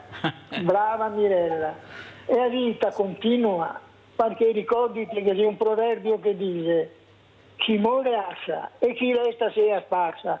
Ma non è una cattiveria, è la vita che è fatta così. Non è che ti fa con disprezzare, no? È la vita, ti insegna che ti va andare avanti. Come questo signore che dice una volta, sì, una volta non avevamo niente, adesso i fiori da tutto, telefoni, schei, scarpe, pastò, sciarpa e ombrea. Niente, non avevamo neanche l'ombrea, non avevamo niente. Quello che abbiamo fatto da fiori, abbiamo imparato dalla vita su, abbiamo imparato quello che sapevamo, perché abbiamo vissuto la vita. E viverla ti impari ancora di più che dei libri. Adesso ho 80 anni, va bene, sono felice e beato, cosa è mia ora, mia torò, fine, si vuole piangere se non li fai manco. Ma le cose non è preoccuparsi, degli intelligenze artificiali, che fanno un reclamo da matti. La scienza, da quando vedevamo Putei che non vedeva niente, la scienza mi ha accompagnato, le scoperte, tutto quanto, mi ha fatto arrivare a tanti anni. Perché il mondo va avanti, non c'è una volta adesso o domani, bisogna vivere il presente e viverlo bene, senza problemi. E andare avanti, anche a me con problemi, come stamattina sono a fare un esame proprio al cuore. Ed è così, adesso gli altri che hanno una certa età, i nostri appuntamenti non c'è più per andare a ballare, per andare in giro, non c'è per andare dal dottore, per andare in farmacia, però io accetto, perché tutte queste robe qua le abbiamo già fatte e ne mi cerca di farne ancora, però secondo la nostra possibilità. Ciao Mirella e buongiorno ai tuoi ospiti. Allora andiamo a vedere questo matrimonio, 65 anni insieme di questa coppia, ed è molto importante vederli, ascoltare quello che dicono. Poi sentiamo i medici ospiti cosa ne pensano. 65 del matrimonio, più 7-8 prima del fidanzamento, era quasi 75 anni che siamo insieme. Maurizio e Teresa, 89 anni lui, 87 lei, in festa a Monastiera, attorniati dai figli Emanuela e Fiorenzo, parenti e amici per il traguardo dei 65 anni di matrimonio. Io sono contenta di essere riuscita a organizzare questa festa e visto anche i problemi di salute e roba che hanno. Lui nativo di Biancade, lei di Monastier, una vita di lavoro nei campi, sempre insieme. Il segreto di un'unione così longeva è presto detto: litigare si può, spiega Maurizio, ma poi si deve far pace. Io ho sempre cercato di far finta di non sentire niente. Mi auguro a tutti che chi resiste tanto fanno altri, che adesso si sposa e dopo 3 giorni si separa e ne capire il giorno del Signore di nessuno. Invece noi altri che crediamo ancora è tanto. La perdita di una figlia, la ferita più profonda. Anche per questo la loro storia è allo stesso tempo una testimonianza di resilienza. Insegna la fedeltà, di essere fedeli insieme, di camminare insieme, ecco, di superare anche le difficoltà insieme, e poi anche lo spirito di fede, perché per essere così tanto tempo insieme ci vuole anche, ecco, una fede forte, e questa è una caratteristica bella di questa coppia che conosco da un po' di tempo, insomma. Mi hanno insegnato rispetto, lavorare, comportarsi correttamente. Una volta non ci facevi molto caso e poi con gli anni ti accorgi invece che quello che ti hanno trasmesso è molto ma molto più importante di quello che si può sembrare. Ecco, io questo devo ringraziarli. Dottor Mantovan, tanti anni, menti eccelse, avete sentito i valori che hanno trasmesso, il duro lavoro, ma soprattutto la serenità, una quotidianità serena. quanto fa bene al cuore vivere serenamente? Noi tutti parliamo, siamo tutti sotto stress, si corre. Una volta c'erano famiglie che avevano 10 figli, 12 figli, mangiare poco, lavorare tanto, divertimento zero, si può dire, eppure c'era una certa serenità. Ecco, quanto importante è la tranquillità e la serenità anche per questo organo importante, per questo muscolo, dottor Mantovan? Effettivamente, allora, molti pazienti mi arrivano e mi dicono: sai, io sono molto stressato. Io quello che posso dire che praticamente nessuno oggi non è stressato, soprattutto nell'ambito dell'età lavorativa. Qualsiasi tipo di lavoro, dal più semplice al più complesso, lo stress è elevatissimo, perché ormai si lavora a ritmi sempre più sostenuti, sempre tutto più complesso, sempre tutto più complicato, sempre tutto più difficile. A questo aggiungiamoci anche tutte le difficoltà che una qualsiasi famiglia deve affrontare, ed ecco che veramente lo stress fa parte della nostra vita. Ha un ruolo? Io direi di sì, perché molte persone poi di fronte a questo stress quotidiano non ce la fanno, arrivano a cominciare appunto a eccedere magari nel bicchiere di vino, eccedere o fumare, fumano un po' troppo, cominciano ad avere comportamenti magari non necessariamente sereni, che invece appunto dall'altra parte una vita serena e tranquilla può dare quella, diciamo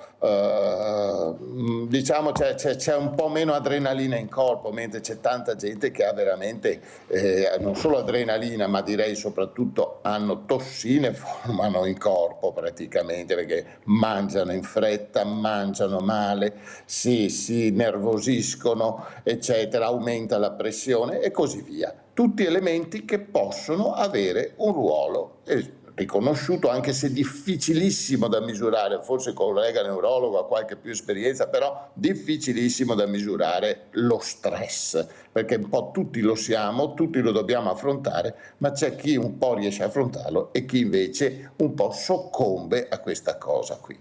Dottor Mantovan, parliamo anche di droghe, perché noi abbiniamo sempre la droga a certe sostanze, ma ad esempio il vino è una droga, ecco, l'alcol è una droga, se ne abusa parecchio, specialmente da parte dei giovani, che loro non si rendono conto di quanto male si fanno, perché il business sta proprio là. Ecco, io devo vendere sempre di più l'alcol anche ai giovani. Ecco, guardate adesso che finiscono le scuole, arriva l'estate, la movida, andate a vedere cosa succede.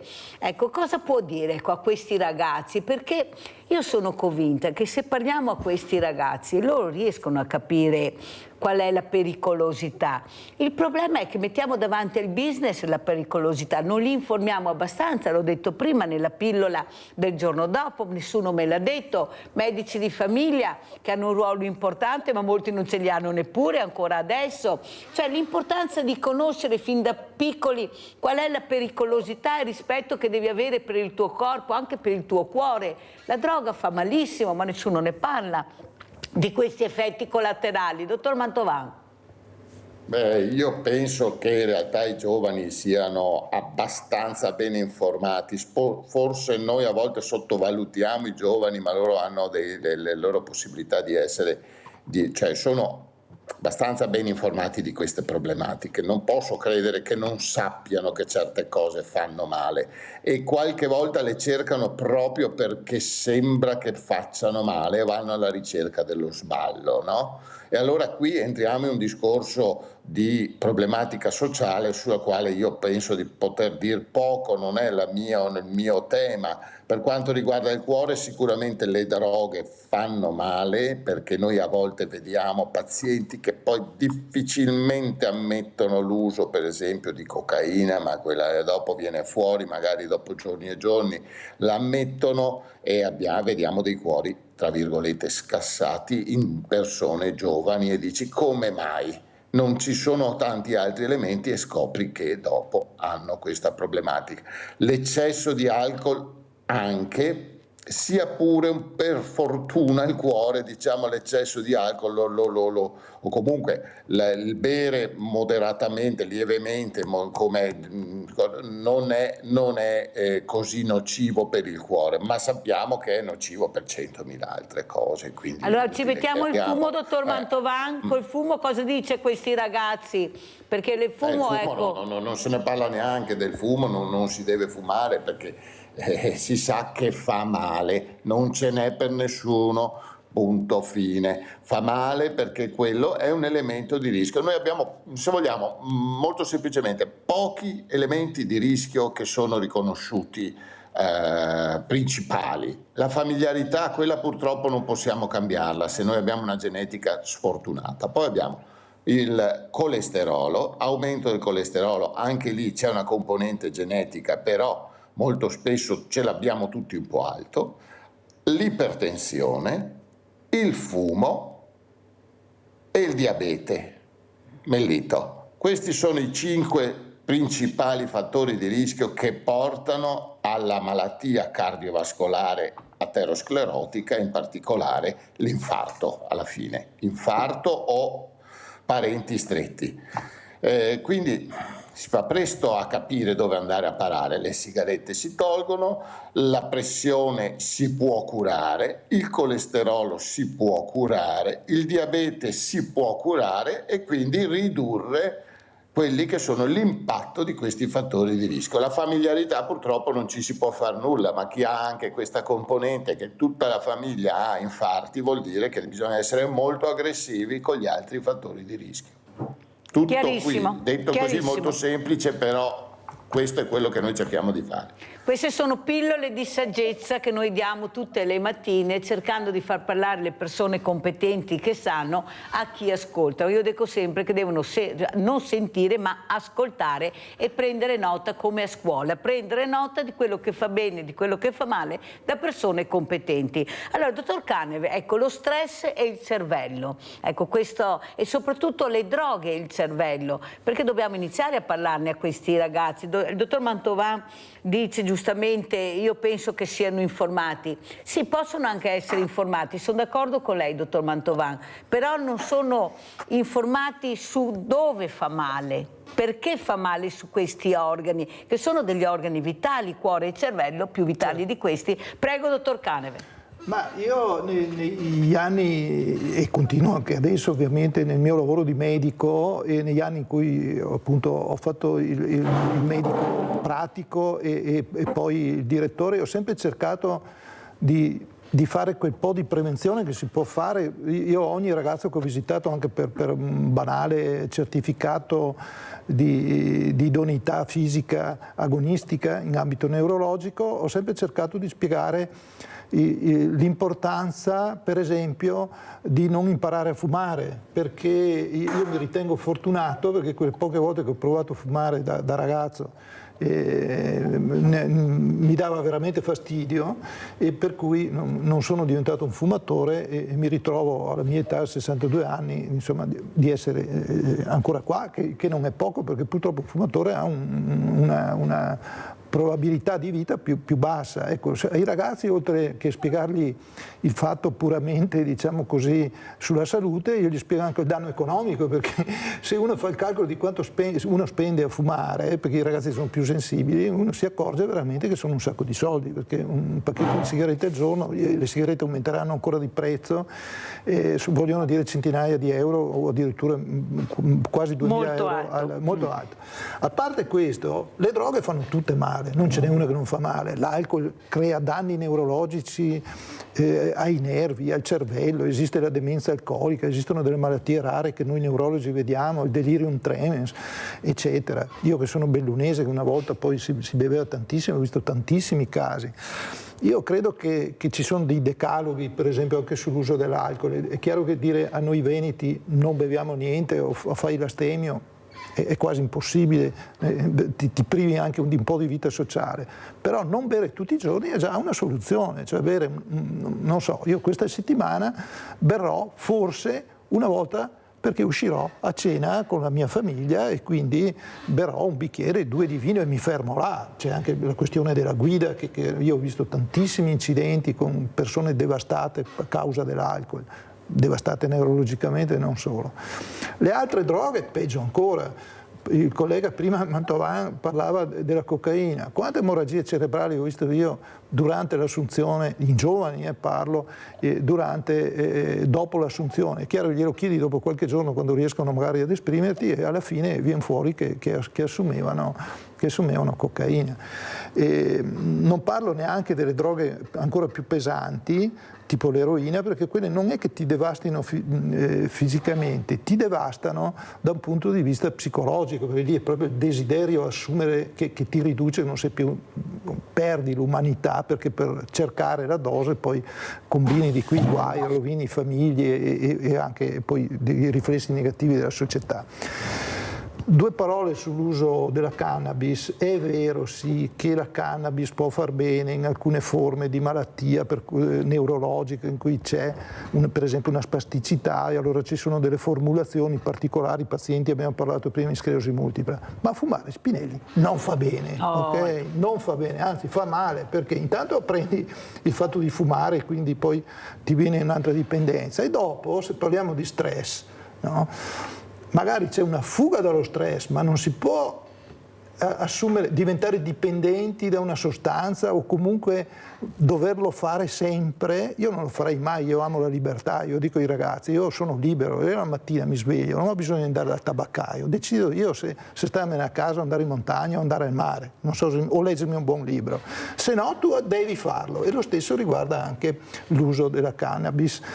Io sono assolutamente contrario all'uso della cannabis. Attenzione, non lo so se farei, probabilmente, sono contrario che le persone l'assumano. Sul discorso della libertà dell'acquisto eccetera non dico niente, ecco, però perché non sono informato. Mi permetto di chiudere questo discorso un po' più ampio invece sugli effetti positivi del video. Mi è piaciuto il video perché per il benessere della persona, è vero, il mondo occidentale siamo tutti stressati, in un momento storico come questo credo che chiunque abbia un po' di passione civile viva malissimo, e quindi probabilmente viviamo male tutti, perché c'è anche questo alone nero di negatività legato alle guerre, legato alla sofferenza che c'è troppo vicino a noi, in cui magari la politica, non parlo di politica, ma non si sa bene che posizioni prendere in questa situazione, diciamo, molto, molto pesante. Ma la coppia di prima ci ha insegnato, per lo stress e per il benessere della persona, che chi riesce a mantenere queste relazioni molto lunghe sta meglio. Io non dico niente, io sono fondamentalmente un laico, per cui non è che sono contrario al divorzio, ci mancherebbe altro, ma dico però se uno riesce a mantenerlo, quindi avere anche più, diciamo, riuscire anche a perdonare qualche volta e andare avanti, cioè la vita di coppia lunga fa stare meglio la persona e si vive più a lungo, c'è niente da fare, è scritto così, è così, è evidente che è così. E anche qualcosa sulla religiosità.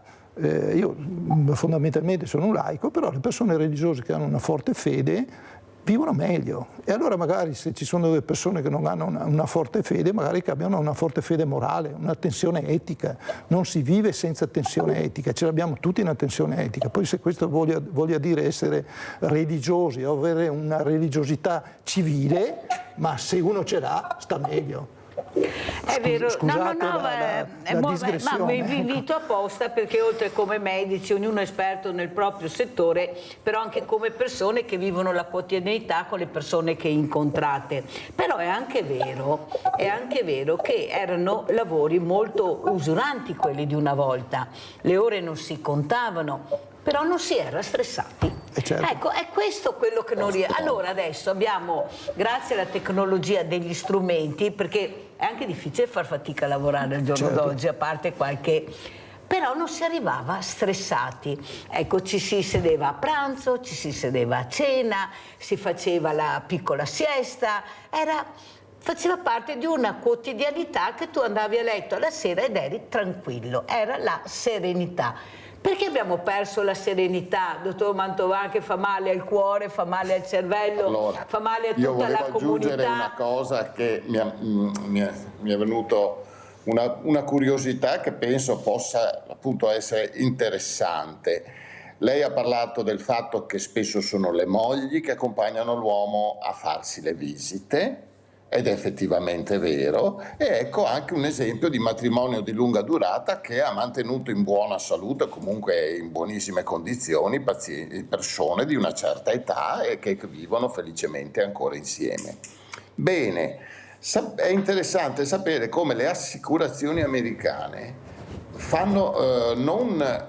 assicurano o assicurano a prezzi molto più alti gli uomini da soli, separati, al di sopra di una certa età, perché al di sopra di una certa età, o comunque uomini da soli, separati, sanno che hanno un'incidenza di malattie eccetera molto maggiore, proprio per la intrinseca evidentemente trascuratezza che ha l'uomo, il fatto stesso che mangiano male, non si curano, non hanno cura della casa, della persona, eccetera, eccetera. Di conseguenza non è del tutto sbagliato allora quello che fanno le nostre mogli, soprattutto direi forse più nel passato, però in particolare ancora adesso, cioè il fatto per l'uomo da solo è considerato un elemento a rischio di per sé, e quindi anche questo fa parte della qualità di vita, della modalità di vita che noi affrontiamo, per cui questi uomini si abbandonano spesso a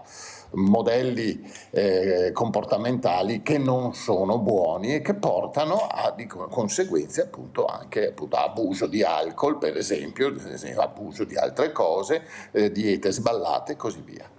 Dottor Mantovan, questo sport estremo, questo agonismo che veramente sta superando l'asticella, qualche ospite ha detto io non lo condivido più, non è più sport, è agonismo, ecco, a livelli veramente incredibili, soprattutto anche questi farmaci che prendono anche queste persone, non gli sportivi parlo, ma in generale dico queste persone che pensano di far del bene, quanto influiscono anche sulla funzione del cuore, questo cuore che è in sofferenza, ma non lo sanno, lei dice che forse lo sanno, io non so, come fai a farti male a te stesso? Ecco, andando oltre il limite, vuol dire che te la puoi cercare, te la vuoi cercare. Dottor Padovan, cosa vuole dire questo agonismo estremo dove arriviamo a vedere delle cose incredibili? No, ci sono alcune tipologie di sport, soprattutto se cominciate a praticare a una certa età, perché poi abbiamo tipicamente il cinquantenne che si riscopre maratoneta o peggio ancora ultra rail oppure triatleta, che per carità entro certe misure è anche una cosa che si può fare, però dovrebbe essere fatta con misura, appunto. E invece molto spesso questa diventa una forma di fanatismo, forse di rifugio, non lo so, psicologico, qualcosa del genere, e abbiamo degli eccessi come appunto la comparsa comunque delle patologie cardiovascolari che sono magari già presenti perché affrontano gli sport anche a un'età in cui insomma è necessario anche una certa prevenzione. Infatti regolarmente se io vedo persone di questo tipo li suggerisco certi accertamenti per vedere che non ci sia qualcosa che non va. E poi c'è anche da dire che lo sport agonistico sicuramente può affaticare in alcuni casi il cuore e per esempio anche favorire alcune aritmie come la disfunzione del nodo del seno, in particolare la fibrillazione atriale, che è un pochettino appunto, come dicevo, una cosa che io vedo molto spesso, e spesso sportivi di livello hanno la fibrillazione atriale. Ce l'aveva anche Bartali, ce l'avevano anche molti ciclisti nei tempi, che un po' non si sapeva, adesso si sa che effettivamente l'eccesso, l'attività fisica in eccesso può favorire l'insorgenza di queste aritmie. E queste sostanze dopanti che trovano molti anche su internet, questi ragazzi che nessuno lo dice, ma io vi posso assicurare che c'è un mondo a parte. Nella mia maggiore esperienza, nel senso che cosa usino come tra virgolette integratori, perché dicono che sono integratori ma spesso non lo sono, e usati in un certo modo non lo sono, alterano sicuramente il metabolismo in maniera anomala, più ad avere effetti sicuramente negativi. Io non me ne intendo tanto di sostanze dopanti e sono anche contento di non intendermene, però sicuramente, soprattutto usate a sproposito a una certa età, andiamo veramente incontro e fanno peggio che sicuramente un bicchiere di vino, ecco. Sentiamo anche come commenta il dottor Caneve quello che abbiamo detto, quello che ho chiesto, per far capire l'importanza anche di avere una quotidianità che ti faccia bene, che ti faccia star sereno, sano. La serenità che abbiamo visto in questa coppia ne vediamo veramente poca, ecco, dovrebbe essere presa di esempio, soprattutto il bene di questo cervello che è sempre sotto sforzo in qualche maniera. Prego, o lo addormentiamo o lo mettiamo sotto sforzo, c'è una via di mezzo, no, dottor Caneve, no, prego. Sì, anch'io ho visto anche nella cerca delle mie amicizie che c'è a una certa età, intorno ai 50 anni, come diceva il dottor Mantovan prima, una certa tendenza ad andare verso l'agonismo, anche tra amici, cioè uno io amo le escursioni in montagna e diventa, no, devo metterci 5 minuti di meno, no, fare croce down dal Piazzi, io ce l'ho fatto in un'ora e mezza, no, si diventa quasi no, ma come hai fatto? E quindi non si deve fare, cioè, bisognerebbe unire, soprattutto quando si è adulti, ma anche quando si è più giovane, l'attività fisica con la piacevolezza. Allora se vai in montagna non porti un limite, devo fare 1000, una volta sono uscito con un mio amico, gli ho detto guarda che era la fine dell'inverno, ho detto guarda che non sono allenato, fammi fare un dislivello. Sì. E alla fine abbiamo quasi litigato perché praticamente era uno sforzo talmente grande che ho rischiato di finire in sala operatoria dal dottor Mantovan perché erano 1600 metri di dislivello, una cosa folle se non sei allenato. Per cui ecco, direi tutti quanti dovremmo un po' rallentare e unire la piacevolezza dell'attività fisica, per esempio il giro in bici. Fai il giretto in bici, fai 30-40 km, sali, scendi e guardati il panorama e fermati sotto un melo, ecco, faccio per dire, no? E lo stesso riguarda diciamo la passeggiata, secondo me è la cosa migliore per il fisico di un adulto. La passeggiata che può essere anche una passeggiata, non andare a guardare le vetrine, ecco, dei negozi. Come ha detto Garattini. Ecco, come ha detto Garattini, ecco. Però quella può è pericolosissima. Ecco, pericolosissima guardare le vetrine. Sì, anche perché poi si rischia di fermarsi e di entrare a fare spese, no? Grande dottor Mantovan. Però fare una passeggiata magari un po' veloce, certo, come giustamente il dottor Mantovan suggerisce, e che ti permetta di vedere anche guardare paesaggi, io lo dico che fa bene, lo dico anche da bellunese, ma va benissimo anche il paesaggio marino, anche perché ti rilassa, pensiamo alla cefalea, da stress, ti rilassano gli occhi, perché noi guardiamo sempre da vicino, che tu sia un professionista, qualsiasi uno, e guarda sempre da vicino, guardi il telefonino, guardi il giornale, guardi la televisione, c'è bisogno di guardare orizzonti, quindi camminare, guardare orizzonti è una cosa che fa benissimo, anche in mezzo alla natura. Ecco. Anche perché noi abbiamo una città dei 100 orizzonti a 2 passi da casa, ma usciamo da casa, abbiamo dei fiumi meravigliosi, laghi, colline, scendendo montagne. In macchina, devo dire la verità che non penso che non facevo il ponte di Apriula. Sì. Ho guardato il Piave verso l'alto di una bellezza straordinaria, un paesaggio commovente. Sembra una cartolina, una cosa bellissima. Una roba bellissima. E quindi, pensate, fuori casa, perché qui così. Ecco, quindi. Paola da Mestre, poi salutiamo gli ospiti, vai Paola. Sì, Paola da Padova. Ah sì, Padova, grazie. Sì, grazie mille Mirella e buongiorno ai tuoi ospiti. Allora, volevo chiedere soprattutto al dottor Mantovan, ma anche all'altro medico, nelle aritmie di solito si va dallo specialista, appunto dal cardiologo, e ti danno i farmaci anti-aritmia, i quali hanno spesso purtroppo tanti e pesantissimi effetti collaterali, quindi difatti si raccomanda che almeno nei primi 3 giorni la persona non sia sola, venga seguita, venga monitorata, ma il più delle volte sono persone anziane, sole in casa, e quando hanno questi effetti collaterali magari non fanno neanche in tempo a chiamare i soccorsi. Cioè la mia domanda è al dottor Mantovan: perché non si fanno dei brevissimi piccoli ricoveri di 3-4 giorni quando si somministrano per la prima volta questi farmaci? E visto che la parte elettrica, magari il cuore è sano, è la parte elettrica che va in tilt, perché non c'è questo connubio tra neurologo e cardiologo per capire il motivo che la parte elettrica, visto che insomma queste aritmie non è che ci siano farmaci così leggeri ma sono molto pesanti? Questa è la mia domanda e vi ringrazio tantissimo per l'opportunità. Buongiorno e grazie. Ciao Paola, prego dottor Mantovan. Grazie per la domanda, bella sebbene molto complessa. Allora, i farmaci antiaritmici, è vero, sono farmaci difficili da utilizzare, che vanno usati con una certa cautela, in particolare nelle persone anziane. Diciamo che usandoli con adeguata cautela anche nelle persone anziane si possono usare, ma insomma bisogna saperli usare bene. È un po' esagerato che possono avere chissà che problemi nei primi 2 o 3 giorni, però se uno dà un dosaggio basso, modulato, eccetera, le cose diciamo che non sono così difficili da effettuare. Però ripeto, i farmaci antiaritmici sono quasi da evitare in certe situazioni negli anziani.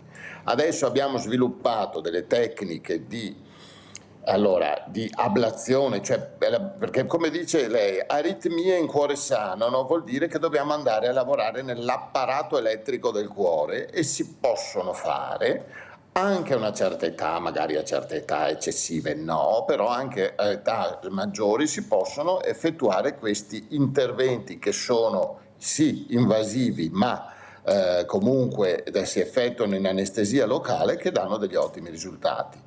Per quanto riguarda il legame con la neurologia, spesso più che col neurologo classico noi abbiamo a che fare con il sistema neurovegetativo, che è il sistema di nervoso autonomo, che regola a volte il battito del cuore, a volte regola il battito del cuore, e ci andiamo a eliminare a volte dei gangli nervosi che sono vicini al cuore e che ci aiutano nell'aumentare il successo di queste nuove tecniche, diciamo, di eliminazione delle aritmie. Però stiamo parlando di cose molto particolari che non credo possano interessare così al pubblico generale.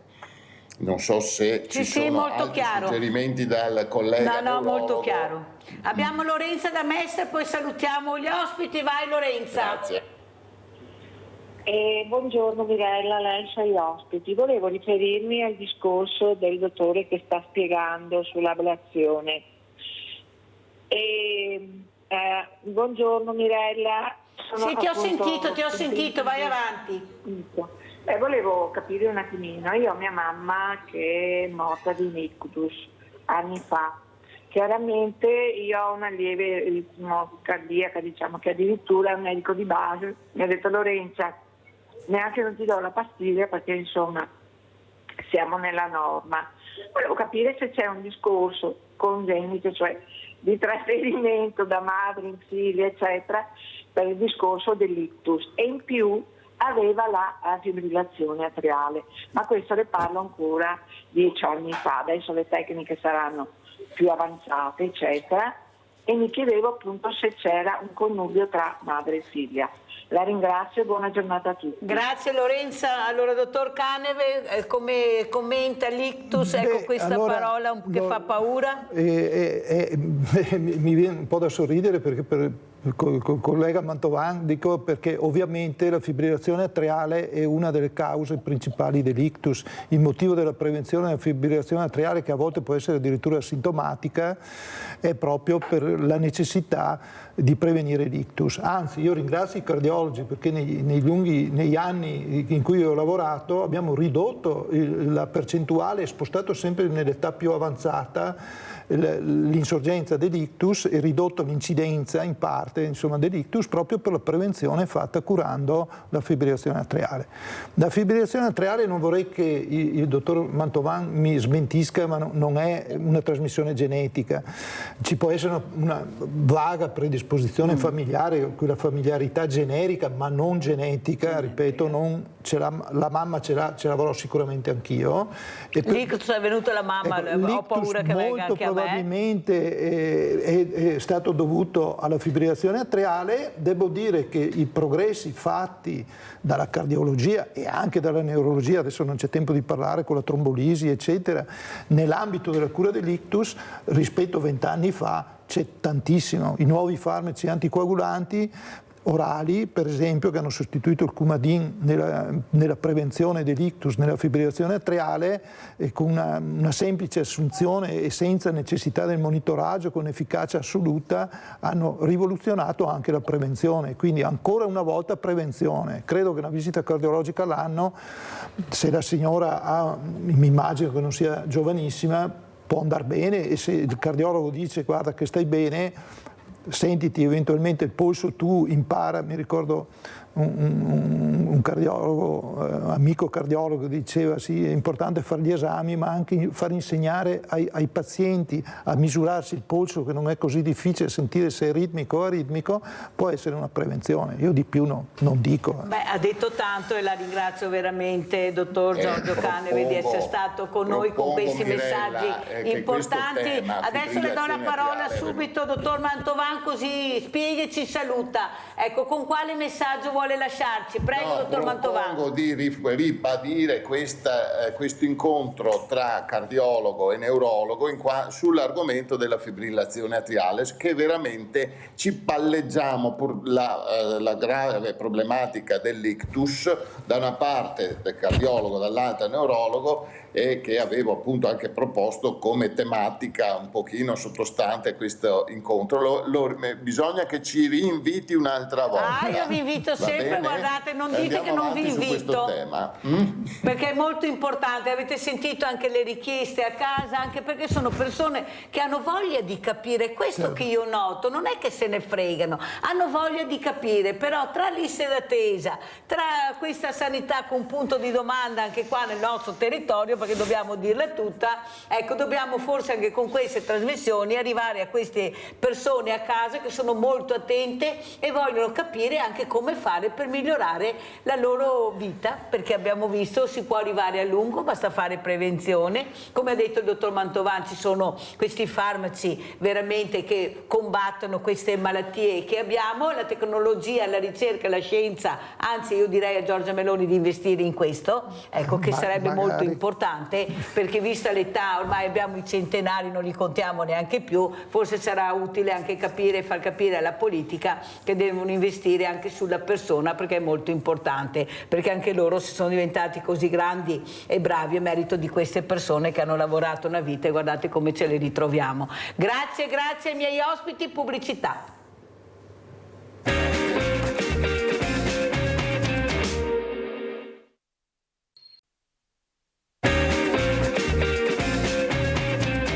Saluto il dottor Elvino Comuzzi. Non c'è ancora il dottore, allora andiamo a vedere questo centro anziani a Silea, andiamo a vedere cosa hanno detto, l'importanza, anche avete sentito questa mattina, di capire la realtà che abbiamo, questi diversamente giovani, che forse dobbiamo investire di più su queste persone, far capire loro l'importanza di esserci. Avete sentito anche cosa ha detto Mirella D'Ariesi, Pio X, il ballo, giocare, stare assieme. Andiamo a rivedere questo servizio. La partita a carte, il brindisi, le chiacchiere, ma soprattutto lo stare in compagnia. Al circolo Pensionati al Passo di Cendon di Silea ogni giorno c'è qualcuno che porta avanti le molteplici attività. Questo posto è l'inclusione di nostri anziani, che purtroppo anche qui a Cendon su 4 bar che ci sono, oppure che c'erano non hanno più trovato un posto dove ritrovarsi per fare questa partita di carte o partita di chiacchiere, di ciacque, no? E allora l'importanza è questa, di tenere vivo questo posto qua, anche perché è situato vicino, che non so se ha ripreso, vicino alla chiesa, dietro la chiesa di San Pietro, e c'è questo grande parco che noi lo teniamo pulito e curato. Ed in questa casetta nel verde trovano spazio non solo altre associazioni come gli Alpini ed il gruppo Amici Cendonna, ma si organizzano tante attività per coinvolgere tutta la comunità. Chiamarlo centro anziani è assolutamente riduttivo, perché questo è un centro intergenerazionale. Qua appunto si sta bene a tutte le età, e il fatto che ci siano magari le persone che hanno più tempo, possiamo definirle così, le persone con più tempo, è un valore aggiunto, perché è il tempo che poi dedicano alla comunità. Davvero il volontariato a 360 gradi e siamo onorati di avere un territorio così ricco. Questo l'hanno costruito e l'abbiamo messo al fuori, che dovevamo ancora da finire, che si potrebbe fare anche delle grigliate, si possono fare e mangiare all'aperto e stare al fresco qua nello spazio aperto, tutto verde, tutto ombreggiato, come si può vedere. L'amministrazione comunale sta lavorando per far sì che posti come questo diventino patrimonio della comunità, dai corsi per le neomamme alle iniziative per gli anziani, a quelle per tener vive le tradizioni come quella della veccia, ma anche per i ragazzi. Qui abbiamo un'esperienza molto particolare, dove i giovani qua di solito arrivano agli orari un po' quelli serali, quindi dalle 10 in poi, e c'è una collaborazione molto intelligente e anche molto empatica, fatta direttamente poi dai volontari qui del centro. Loro hanno cominciato ad avvicinarli in maniera molto educata e anche responsabile da adulti, e offrendogli anche delle cose da bere e quant'altro. Hanno trovato degli accordi per cui i ragazzi arrivano di sera, lo sappiamo chi sono, si siedono qua davanti dove ci sono adesso gli altri amici, e alla fine lasciano tutto quanto a posto. Quindi è per quello che è importante, questa deve essere veramente la casa di tutti, ed è importante anche che gli adulti capiscano questo. Allora, io ringrazio il dottor Elvino Comuzzi, che non abbiamo in collegamento ma ce l'abbiamo in telefonica, perché abbiamo parlato di persone diversamente giovani, ecco, di serenità, di stare tranquilli, però con varie patologie. Buongiorno dottor Comuzzi. Buongiorno. Buongiorno. Allora lei è un urologo, ecco, ci faccia capire l'importanza anche di fare prevenzione. Ecco, molti uomini si curano alla fine con queste patologie, soprattutto questa prostata, queste donne che fanno fatica ad accompagnare i loro mariti a farsi vedere, ecco, c'è ancora questa ritrosia. Com'è la situazione, dottor Comuzzi, e grazie di essere qui anche come telefonica, prego. Sì. Allora, buongiorno a tutti, mi spiace, però purtroppo sono in montagna e non ho un collegamento adeguato. Allora, guardi, io faccio l'urologo, sono ormai attempato, però diciamo così, ecco, l'anno scorso ho sentito a un convegno di andrologia un collega che ha detto una cosa molto diciamo semplice, ma molto vera e molto significativa. Le ragazze, quando hanno la prima mestruazione, vengono mandate automaticamente dal ginecologo. L'urologo vede molte volte gli uomini a 70 anni. Allora questo è un problema. È un problema perché, specialmente dal punto di vista delle relazioni tra i due sessi, nel senso sia diciamo la fecondità sia l'appagamento sessuale, ecco, nel senso che queste diagnosi nei maschi vengono fatte molto tardivamente e questo diciamo riduce l'efficacia delle terapie e riduce, diciamo così, è un'attenzione che gli uomini non danno a se stessi. C'è una discriminazione un po' all'incontrario in questo campo, nel senso che i maschi, diciamo così, non vengono seguiti da questo punto di vista, ma devono essere seguiti, diciamo così, dall'adolescenza, e questo non è. C'è un'attenzione per le donne, c'è un'attenzione per la fecondità femminile, ma i figli fino adesso perlomeno si fanno in due e quindi, diciamo così, molte patologie, molte situazioni che in età a 20 anni o in età adolescenziale si possono risolvere, a 40 non si risolvono. Questo è dato anche dal fatto che diciamo così, molte volte gli uomini hanno l'idea o l'intenzione di avere figli molto tardi, anche le donne in questo, ma le donne sono più preparate, nel senso che sanno che hanno una scadenza, mentre il maschio pensa di essere sempre fecondo, e questo non è, insomma, è una combinazione dei due. Di solito i problemi di fertilità sono, diciamo così, divisi proprio a metà. In questo caso la natura è molto giusta, ecco.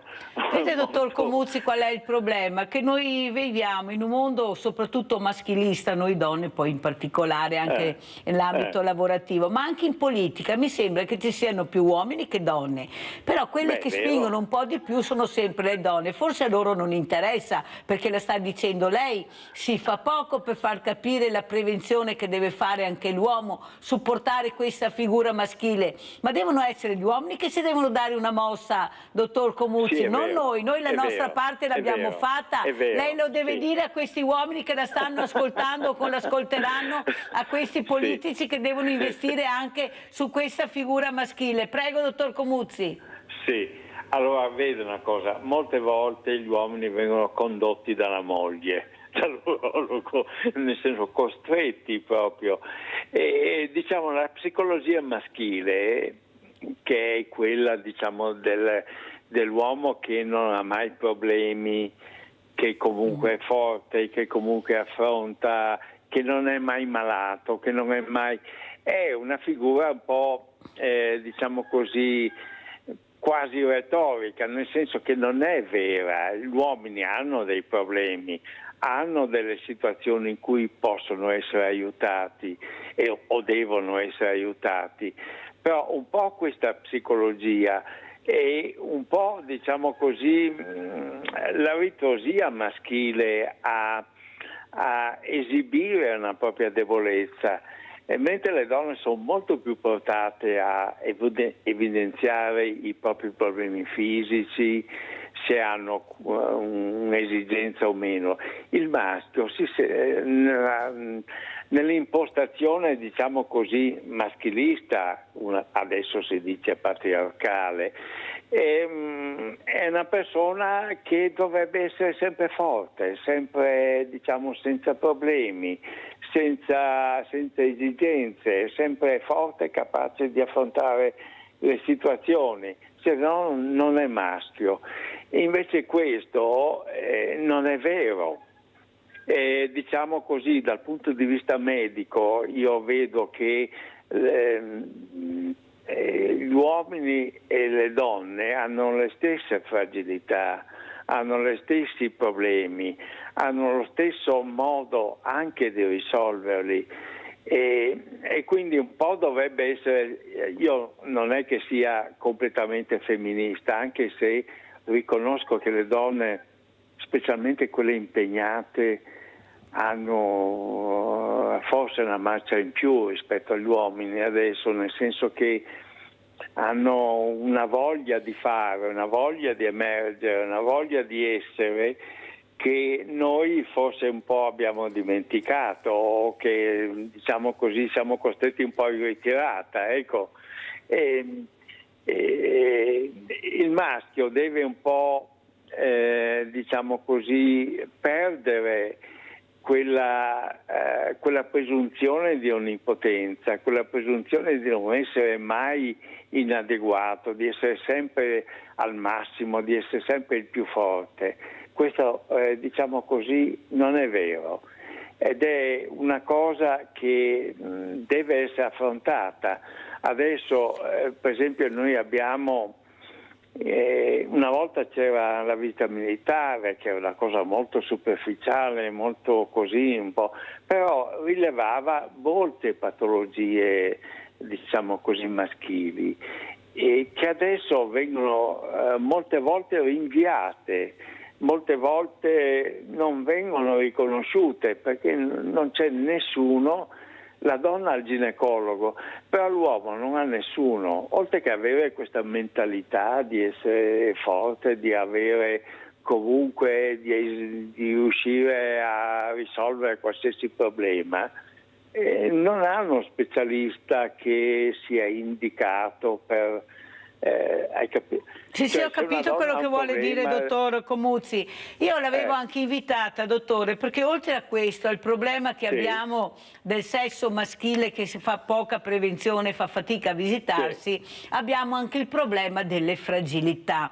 Io ho incontrato un papà che ha un ragazzo diversamente agile, e il problema di questo papà e soprattutto della mamma era che questo ragazzo cominciava a toccarsi il pisellino molte volte al giorno, senza capire, a mio avviso, che è una cosa normale, perché qual è il problema? Cioè se lo tocca un ormodotato va tutto bene, se lo tocca la fragilità non va più bene e subito bisogna andare a portarlo dal psicologo. Dobbiamo far capire, dottor Comuzzi, che sono stimoli normali che devono avere, che hanno i ragazzi, che non c'è così da allarmarsi, questo genitore che si preoccupa, questa mamma soprattutto, guai, ho sentito che ha detto guai, se te lo fai ancora te lo taglio, cioè capite che messaggi devastanti, lei sorride, mi viene da piangere, dottor Comuzzi, ecco, ho capito io il sorriso che lei dice, ma capisce quante strade dobbiamo fare, come dice lei, per cercare di parlare, di far capire l'importanza a questi genitori che hanno questi ragazzi che hanno le impulsazioni normali come tutti gli altri. Prego, dottore. Allora, è vera una cosa, la sessualità è una cosa ineludibile nelle persone, di qualsiasi condizione, di qualsiasi... è un qualcosa che esiste e di cui noi dobbiamo prendere atto. È un qualcosa che... diciamo così, qualche volta viene un po' nascosto, viene diciamo così, specialmente in questi ambiti, persone disabili o persone sole, eccetera, vengono un po' mascherati, vengono un po' trascurati, ma esiste allora per tutte le persone, quelle abili, quelle meno abili, quelle belle, quelle giovani, ma anche quelle anziane. La sessualità finisce quando finisce la vita. Allora c'è un proverbio, un modo di dire veneziano che dice solo i morti se vecchi, nel senso che tutte le cose di cui una persona ha bisogno esistono dall'inizio fino alla fine. La sessualità esiste anche per le persone disabili. Questo è un problema, diciamo, è molto importante secondo me, nel senso che noi abbiamo sempre pensato a queste persone come delle persone che non hanno delle cose, invece loro hanno delle cose e hanno come le cose che abbiamo noi, nel senso che hanno gli affetti, hanno gli stimoli, hanno le pulsioni sessuali, quindi questo è un problema che in qualche modo deve essere risolto. E la famiglia, diciamo, una volta queste persone venivano nascoste, molte volte nascoste nei manicomi, recluse, represse. Allora questa cosa non esiste più, perché non esiste più questa mentalità per cui le persone che non hanno capacità di esprimersi come normalmente una persona, diciamo così, può avere, una persona, diciamo così, normale, e devono avere queste, cioè le hanno queste pulsioni, e queste pulsioni sono vere e sono in qualche modo devono essere affrontate. Allora dire il modo come e in che modo anche la medicina pubblica si può, o la medicina, diciamo in senso generale, si può rapportare a questi problemi. Non è facile dire, non è facile dire che tipo di terapie, che tipo di assistenza più che terapie, perché non sono dei malati, sono delle persone come noi, sono delle persone che hanno le stesse cose che abbiamo noi. E la cosa principale, credo che noi dobbiamo riconoscerle come come fossimo noi stessi. E questo è il cambio culturale che deve esistere. Poi esisterà anche un cambio assistenziale, il cambio psicologico, il cambio relazionale, che sono delle cose che vengono dopo, perché vengono dalla cultura di una persona e dalla cultura sociale, nel senso che una volta queste persone venivano semplicemente chiuse, relegate in un ambito e diciamo non venivano riconosciute come persone. Diciamo, io non è che sono di ambito, diciamo così, genericamente progressista, però quello che vedo è che è stato fatto un grosso cambiamento in questo, è una cosa molto importante, perché le persone fragili, da come noi trattiamo le persone fragili, le persone che hanno dei problemi, è un po' la misurazione della nostra civiltà. Vede, dottor Comuzzo, io ho piacere di parlarne con lei perché io sono molto vicina a queste persone, cerco anche di capire cosa non va. Questa persona che mi diceva, questo ragazzo, per me è normalissimo, che diceva in casa si parla solo di morti, ecco, non riescono a parlare di altro, funerali e morti a casa mia. Ecco, capite che forse dobbiamo inserirli di più in una società, capire anche i loro progetti, la loro sessualità, come dice il dottor Comuzzo, ma nessuno ne parla. È come se noi volessimo tenere nascosto una parte di società invece che sta cercando di vivere la propria quotidianità. È questo che mi preoccupa. Si parla molto di più, professore, dottor Comuzzi, di Viagra, di queste persone che vogliono essere veramente virili per sempre, che non si rendono conto della pericolosità, però noi non parliamo delle fragilità. Ad esempio questo Viagra, ecco cosa ci dice, anche persone anche non proprio diversamente giovani lo prendono. Ecco, come funziona, dottore, cosa vuole dire? Allora, sì, sono dei farmaci che hanno aperto un po' un capitolo nuovo, nel senso che hanno aperto un po' diciamo un capitolo sulla sessualità maschile, evidentemente, per la maggior parte, in ambito della terza età. Questo è un ambito, diciamo, è molto curioso. Io nella mia esperienza di lavoro, io faccio il medico urologo da tanti anni, vedo che è molto cambiato l'atteggiamento delle persone, diciamo, cosiddette terza età, da quando io ho cominciato a lavorare, cioè da parecchi decenni fa ad adesso. Ma no, è stato un cambio prima di tutto culturale, nel senso che le persone, sia maschi che femmine, non si vergognano più di avere delle esigenze, delle motivazioni sessuali, delle attività sessuali anche in tarda età.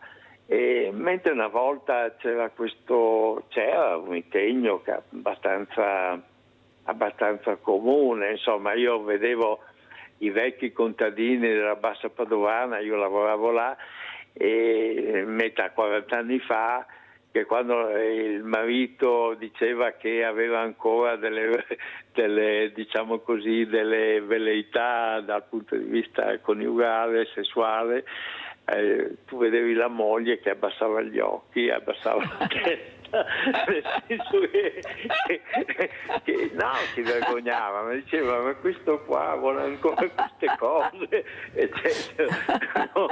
Mentre adesso, insomma, molte volte, qualche volta addirittura è invertito all'esigenza, nel senso che c'è la moglie o la compagna che porta il compagno, il marito, a dire: guarda, questo ha dei problemi, io non ho dei problemi ad avere dei rapporti con lui, ma lui ha dei problemi. Ecco, questo è nato prima del Viagra, Cioè il Viagra e i farmaci simili hanno un po', diciamo così, amplificato questa esigenza, l'hanno resa più come dire, più accessibile al pubblico. Ma sono pericolosi, trattabile. dottore? Bisogna stare attento nel prenderli, bisogna seguire questi medici, guardi, prego. Allora, bisogna certamente avere una prescrizione medica, il paziente deve essere inquadrato dal punto di vista medico, però addirittura c'è uno studio, l'anno scorso sono stato a un congresso di andrologia in cui c'era una statistica presentata da dei colleghi molto seri, insomma, quindi non delle persone che raccontano storielle, che addirittura le persone che assumono questo tipo di farmaci in maniera più o meno continua, dipende anche un po' dal ritmo, hanno una protezione verso gli accidenti cardiovascolari, quindi non è pericolosa, cioè c'è l'idea che questi farmaci sono farmaci in qualche modo peccaminosi, nel senso che consentono di fare una cosa che una volta non era consentita per motivi fisici o anche etici, ecco, diciamo così. Non è vero. Allora, quasi tutte le persone possono prendere questi farmaci, addirittura, come dicevo prima, ci sono delle statistiche che dicono che che le persone che assumono in maniera frequente questi farmaci hanno una difesa da accidenti cardiovascolari. Quindi non è vero l'idea che io prendo il Viagra, scopo e muoio. Cioè non è oppure un problema serio dal punto di vista cardiocircolatorio, non è assolutamente vero. Questi farmaci nascono come dei farmaci cardiovascolari. Allora, negli Stati Uniti, dove sono stati sperimentati tanti decenni fa, allora, si sono accorti di questo effetto collaterale perché, diciamo così, è un farmaco che è stato studiato, il Viagra, il Sildenafil, come farmaco contro l'ipertensione polmonare. Però si sono accorti quelli che distribuivano questo farmaco che veniva richiesto un po' troppo e allora hanno indagato e come effetto collaterale c'era questo effetto sull'apparato genitale, per cui e poi è stata cambiata la molecola, è stata orientata solo su questo effetto. Però ecco, non è un farmaco assolutamente pericoloso. Volevo appunto saperlo, farli capire a casa, perché è importante, perché le informazioni sono molto poche, quelle che arrivano, non si sa. Sì, ecco. È vero questo, e specialmente in questo tipo di farmaco tutti i pazienti sono preoccupati, ma dottore mi farà male, io ho problemi di ipertensione, ho questo, quello, quell'altro. No, non fa male, non fa questo, non fa... Certamente è come tutti i farmaci che possono avere degli effetti collaterali, ma non sono assolutamente problematici dal punto di vista cardiovascolare. Questo non è dire tutti dobbiamo prendere il Viagra, eccetera, però lo dobbiamo prendere non con la sensazione di fare qualcosa di anomalo, molto importante, di fare qualcosa per noi stessi che migliora il nostro comportamento, la nostra relazione, le nostre... Poi ci sono anche le esagerazioni, nel senso che chi va a fare turismo sessuale, queste robe, insomma, ma quello io non mi occupo di etica, nel senso che sì, mi occupo di medicina, quindi insomma queste esagerazioni, queste forzature naturalmente sono delle cose Dottore, è vero, dottor Comuzzi, ormai siamo in chiusura, ecco, far capire anche l'importanza, perché qua si diventa papà sempre più diversamente giovani, mamme lo stesso. vero, ecco, poveretto, questo bambino non è che sia proprio così felice di avere un papà di una certa età e una mamma anche. Ecco, forse dobbiamo... Ecco, dottore, cosa vuole dire? Un papà di una certa età. Nel senso che il mio figlio l'ho avuto a 42 anni, non ero vecchissimo, a secondo gli standard di adesso ancora abbastanza giovane, ecco. Però devo dire che in questa situazione, questa è un'esperienza personale, ecco, io vedo che il papà anziano è più attento, non so, ha un atteggiamento di attenzione al figlio che è, diciamo, maggiore rispetto al papà giovane. Il papà giovane guarda ancora a se stesso. Il papà di una certa età guarda il figlio come la sua immagine nel futuro. È molto più proiettato sul futuro. Diciamo così, ci sono dei problemi anche questi dettati un po' dalla fortuna, nel senso che se uno conserva la salute o se la sa conservare fino a una certa età, una certa, diciamo così, anche abilità e figura fisica, perché il bambino, il figlio, figlia, ha bisogno di un riferimento anche fisico importante, nel senso che tu devi essere capace di andare a sciare, capace di correre, capace di fare, essere entusiasta, eccetera. Però non è una cosa impossibile e bisogna anche essere fortunati, nel senso avere la salute, non avere malattie di tipo metabolico, obesità, cioè tutte le cose che un po' ti rendono difficile con la tua espressione fisica. Però se uno ha l'espressione fisica e la voglia di fare, è una cosa che non è male. Io l'ho provata, sono stato felice. Allora, dottor Comuzzi, spero di averla ospite in presenza la prossima volta, perché mi fa molto piacere, perché io sono convinta che dobbiamo parlare anche di queste cose troppo nascoste, troppo velate, il mondo va avanti. Ci sono parecchie cose di questo tipo in cui da approfondire. Come ci saluta, dottor Comuzzi? Con quale messaggio ci lascia? Prego. Allora, io sono sempre ottimista, nel senso che la vita va avanti, cambia, i modi di esprimersi della vita cambiano e noi dobbiamo mantenere la nostra integrità, però esprimerci in maniera anche diversa, accettare i cambiamenti della vita e esprimere quello che noi siamo o eravamo, quelli che erano i nostri genitori, però in modo diverso, ma si può fare. Grazie veramente al dottor Elvino Comuzzi, collegato telefonicamente questa mattina con noi, urologo. Ne parleremo ancora, veramente grazie, buone vacanze dottor Comuzzi, e adesso andiamo a pranzo con la proposta di Mirella.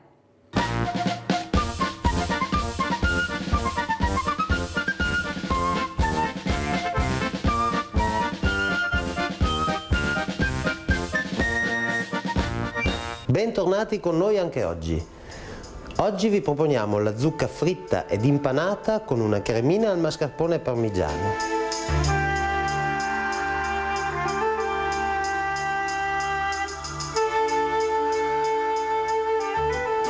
Per preparare questa ricetta abbiamo bisogno di zucca tagliata in 2 spessori e misure diverse, del parmigiano e del pane grattugiato nelle stesse proporzioni, mischiati assieme, della farina e delle uova per impanare.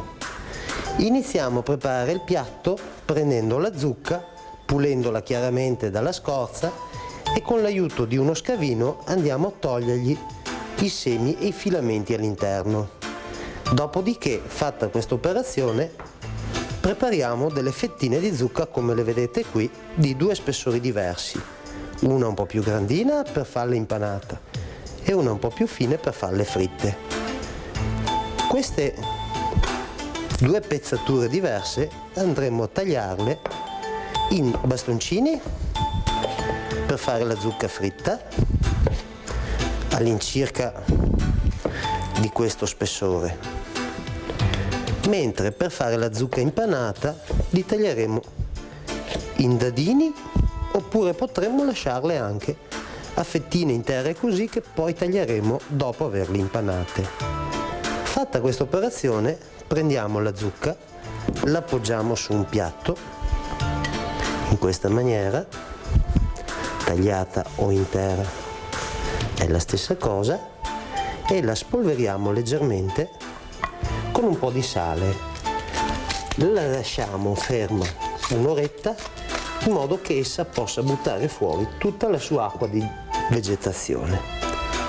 Nel frattempo che questa zucca lascia uscire la sua acqua, andremo a preparare le uova, la farina e il pane grattugiato misto al parmigiano reggiano, per poter poi impanare appunto le fettine di zucca. Quindi rompiamo le nostre 2 o 3 uova a seconda della quantità di zucca che andremo a friggere, e alle nostre spalle iniziamo a scaldare l'olio per poi friggere. Allora, dopo che la nostra zucca avrà mollato fuori, come potete vedere, la sua acqua di vegetazione, andiamo a sciacquarla ed asciugarla, dopodiché andremo ad impanarla. Noi in precedenza ci siamo preparati le nostre uova, quindi iniziamo con il passare la zucca nella farina, levandone l'eccesso, perché altrimenti non si amalgama bene con il resto dei prodotti. La passiamo nel nostro uovo e dopo andiamo a impanarla con il pane ed il formaggio parmigiano che abbiamo in precedenza mischiato. Vengono fuori delle bistecchine di zucca praticamente. Un trucchetto per riuscire a creare una bella impanatura è impanare 2 volte lo stesso prodotto. Quindi l'abbiamo passato una volta nell'uovo e nel pane e formaggio e lo ripassiamo nuovamente. Verrà fuori una bella panatura morbida e saporita, soprattutto perché grazie all'aiuto del parmigiano avremo una fettina di zucca molto saporita. Ora prendiamo anche i nostri bastoncini da fare fritti, li poggiamo solamente nella farina, prendiamo tutti e 2 gli alimenti e andiamo a friggere. Iniziamo con il friggere semplicemente i bastoncini, li infariniamo, scoliamo l'eccesso di farina e li passiamo nell'olio a friggere. Non ci vuole molto tempo, bastano un paio di minuti perché lo spessore è fine e la zucca è un alimento che contiene molta acqua, per cui non ci vuole molto tempo perché sia pronta. Ecco, alcuni minutini, giriamo un attimino i nostri bastoncini, come potete vedere stanno già iniziando a prendere un bel colore. E ci prepariamo a scolarli su un tovagliolo di carta che assorbirà l'eccesso di olio. Fatto questo, andiamo a friggere immediatamente le nostre fettine impanate al parmigiano. Qui sporcheremo un po' di più l'olio perché chiaramente la panatura lascia più sporco nell'olio di frittura. Qui avremo bisogno di un minutino in più, però il risultato è simpatico.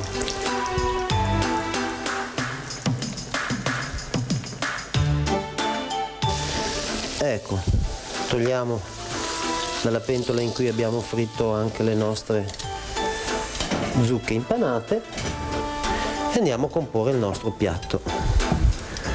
Iniziamo con il disporre le zucche fritte, dopodiché prendiamo la nostra zucca panata. Ecco, qui possiamo tagliarla a nostro piacimento, a triangolo, a quadretti, come preferite. La disponiamo nel nostro piatto e chiudiamo con del mascarpone, a cui aggiungeremo un pizzico di parmigiano e una leggerissima macinata di sale, in modo che abbia un po' di sapore. Rimestoliamo il tutto bene, amalgamiamo il composto e con l'aiuto di un altro cucchiaino andiamo a preparare delle piccolissime quenelle da disporre sia come decorazione sia da mangiare insieme alla zucca. Quindi avremo il mascarpone bello fresco, la zucca bella calda, un piatto simpatico per le nostre serate invernali, poco costoso e tutto sommato anche con un discreto apporto proteico. Eccoci qui. Vogliamo chiudere con una spruzzatina di prezzemolo che ci dà una nota di colore e vi auguro un buon appetito.